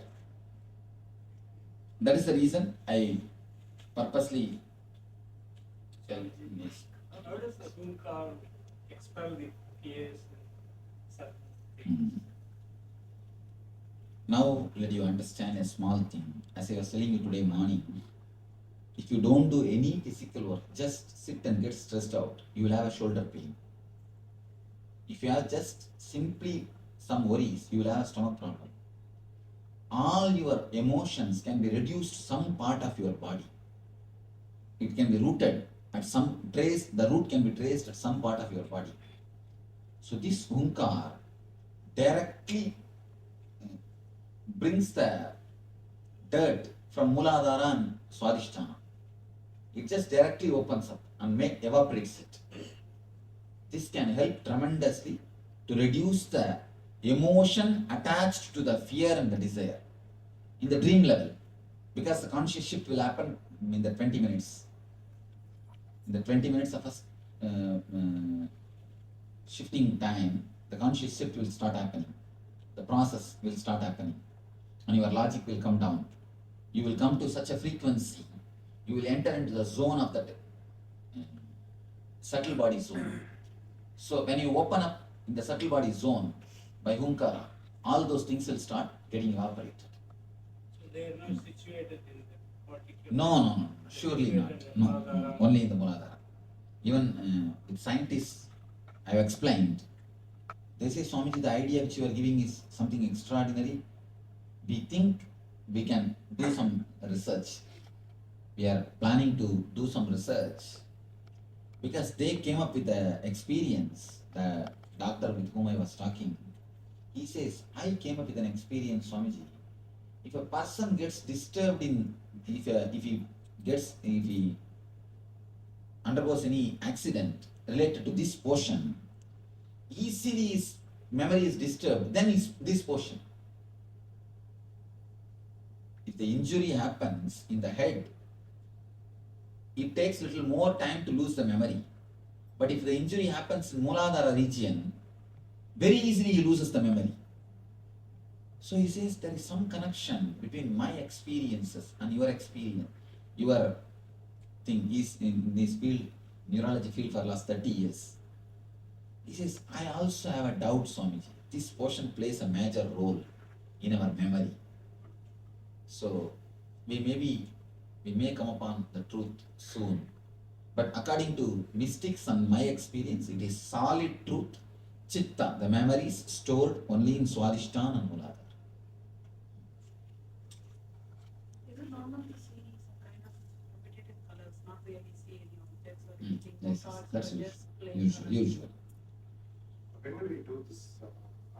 Which part of the day? If you have the problem with the dreams, problem with sleep, deep sleep, do it before you go to bed. Lot of energy flow there after the second part, while doing the second part, like doing the healing, but much more forceful. Very constructive. That's good. Can we do this on a daily basis? Yes, you can. You can. Can we minimize? But when you want to do some meditation technique every day, take up Mahamantra and Dukkhara. That two are preferable because that two are more powerful. They touch more deeper layers than all these things. This course itself is just an introduction course. It's a introduction. That actually in India I don't do this course. Acharyas do it. It's an intro to meditation.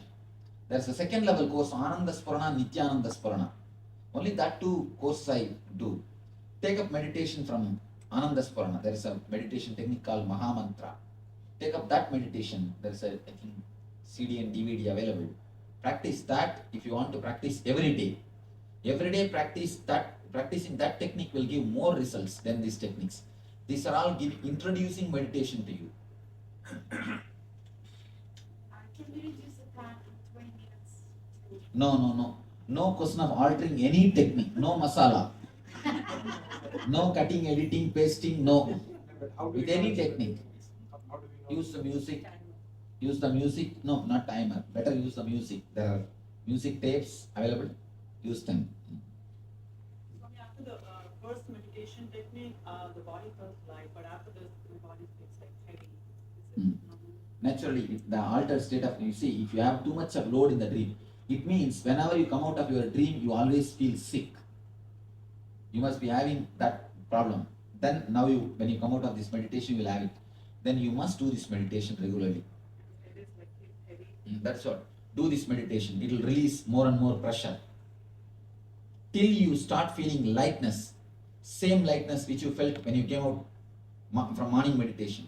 Till that time, do this meditation because so much of pressure is there inside. It will come out. Apart from not having this dream, this helps. Does it also help in having good sleep? Yes. See, dreams are the only disturbance for sleep. Who else is enemy, do you think, for sleep? Dreams are the only enemy. Okay. Yes. When we did the second part, I felt like collapsing. So that's a sign that it's heavy and I should do this. Collapsing is good. Nothing wrong. Nothing wrong. I felt collapsing in the first part. Mm. It was holding the back. More in holding without holding. That stage I could do it. Actually, the altered state, when the shift happens, you feel like falling. Swami, you talked about technique converting reality to dream to reality. Is this associated with that? Yes, it is real. It will actually, just you are telling, I feel so much of energy being unleashed. So much, I see, whenever the emotions attached to the memory is released, the whole emotion which was locked in the form of fear and the greed will become a creativity, will become energy. You will start expressing the energy in making your dreams into reality. See, all our emotions are black in the fear and the greed. That is why you are not able to realize your dreams. When that is unleashed, when that is brought out, naturally you will see the whole energy will become into a positive energy. And see, if a leaf falls down and if it becomes one with the mud, it will become a manure. Just like that. If the desires or the unnecessary emotions are attached to the fear and greed, if they fall down and will become one with your being, it will become just a manure, positive energy to support your desires into reality. Okay.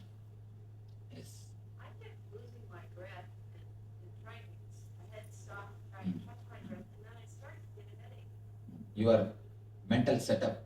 Then, if you have the difficulty in that meditation, you must do this meditation. Because this is going to help you. Okay. Swamiji, I was sweating profusely with water coming. Yeah. That's good.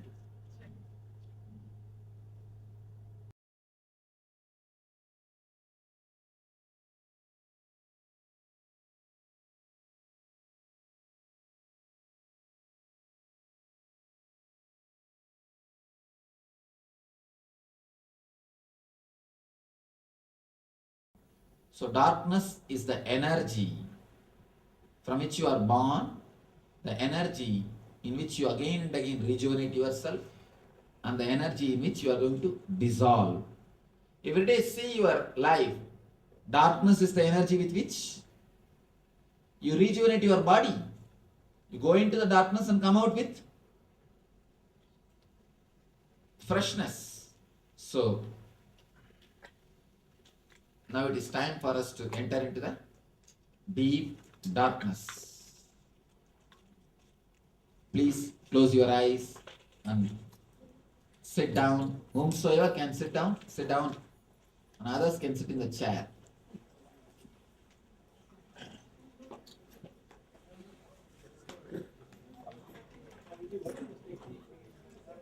Yes, I'll guide you step by step. You will visualize you are sitting in a dark cave and meditating on darkness. Inhaling the darkness and exhaling the darkness.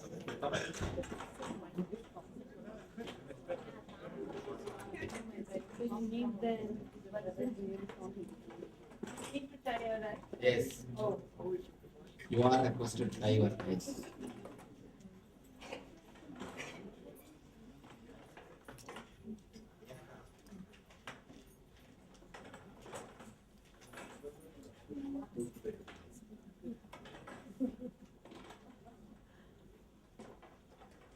Sit straight.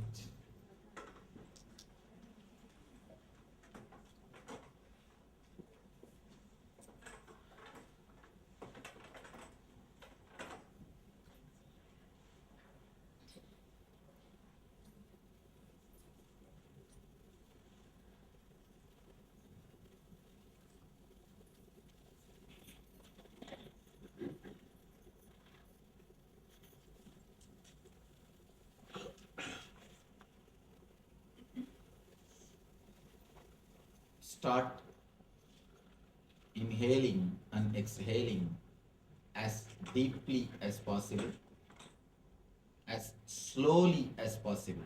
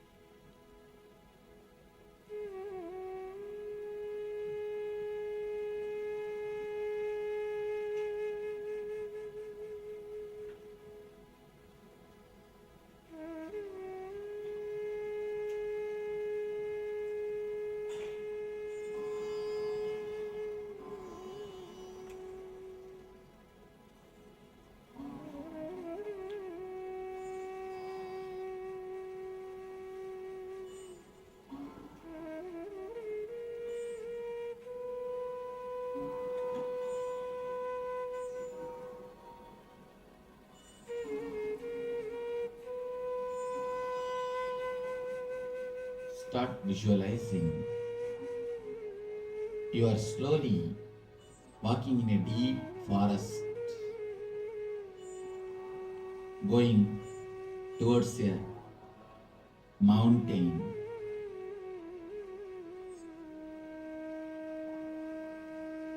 Feel the thick jungle. See the beautiful mountains. Feel the nature around you.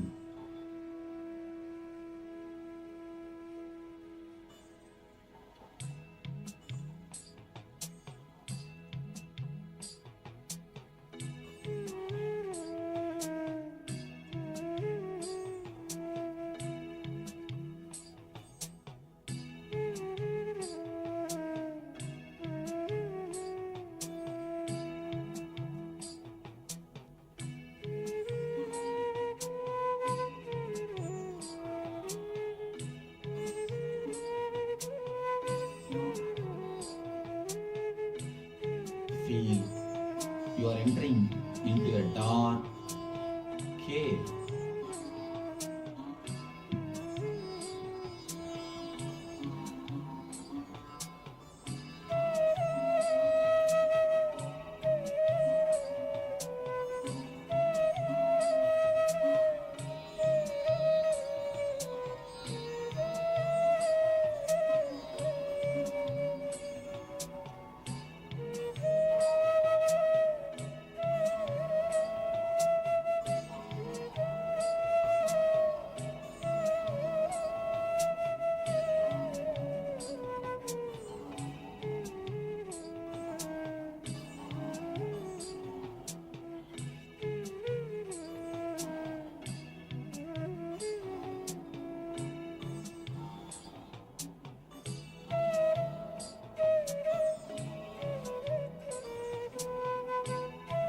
Feel you are sitting in a dark cave.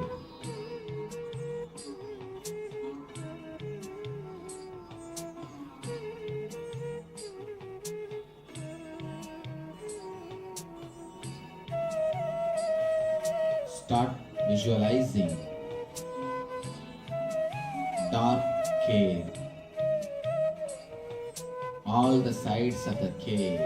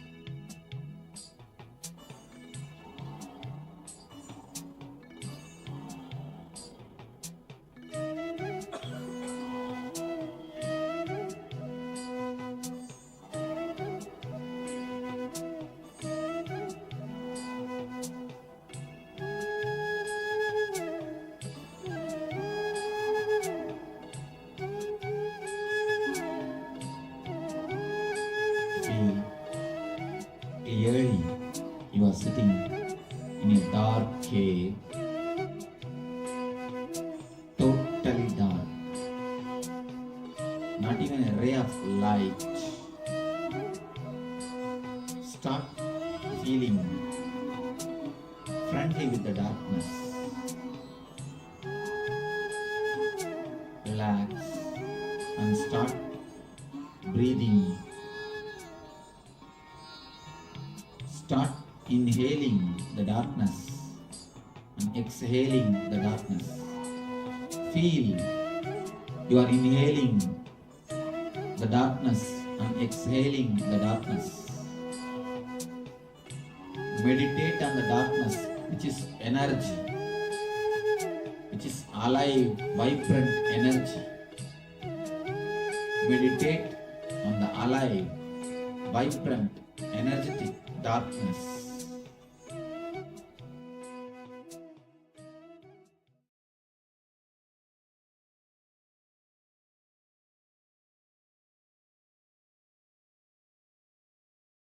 So meditate on darkness. You can have this meditation continue with as we are about to finish for the day itself.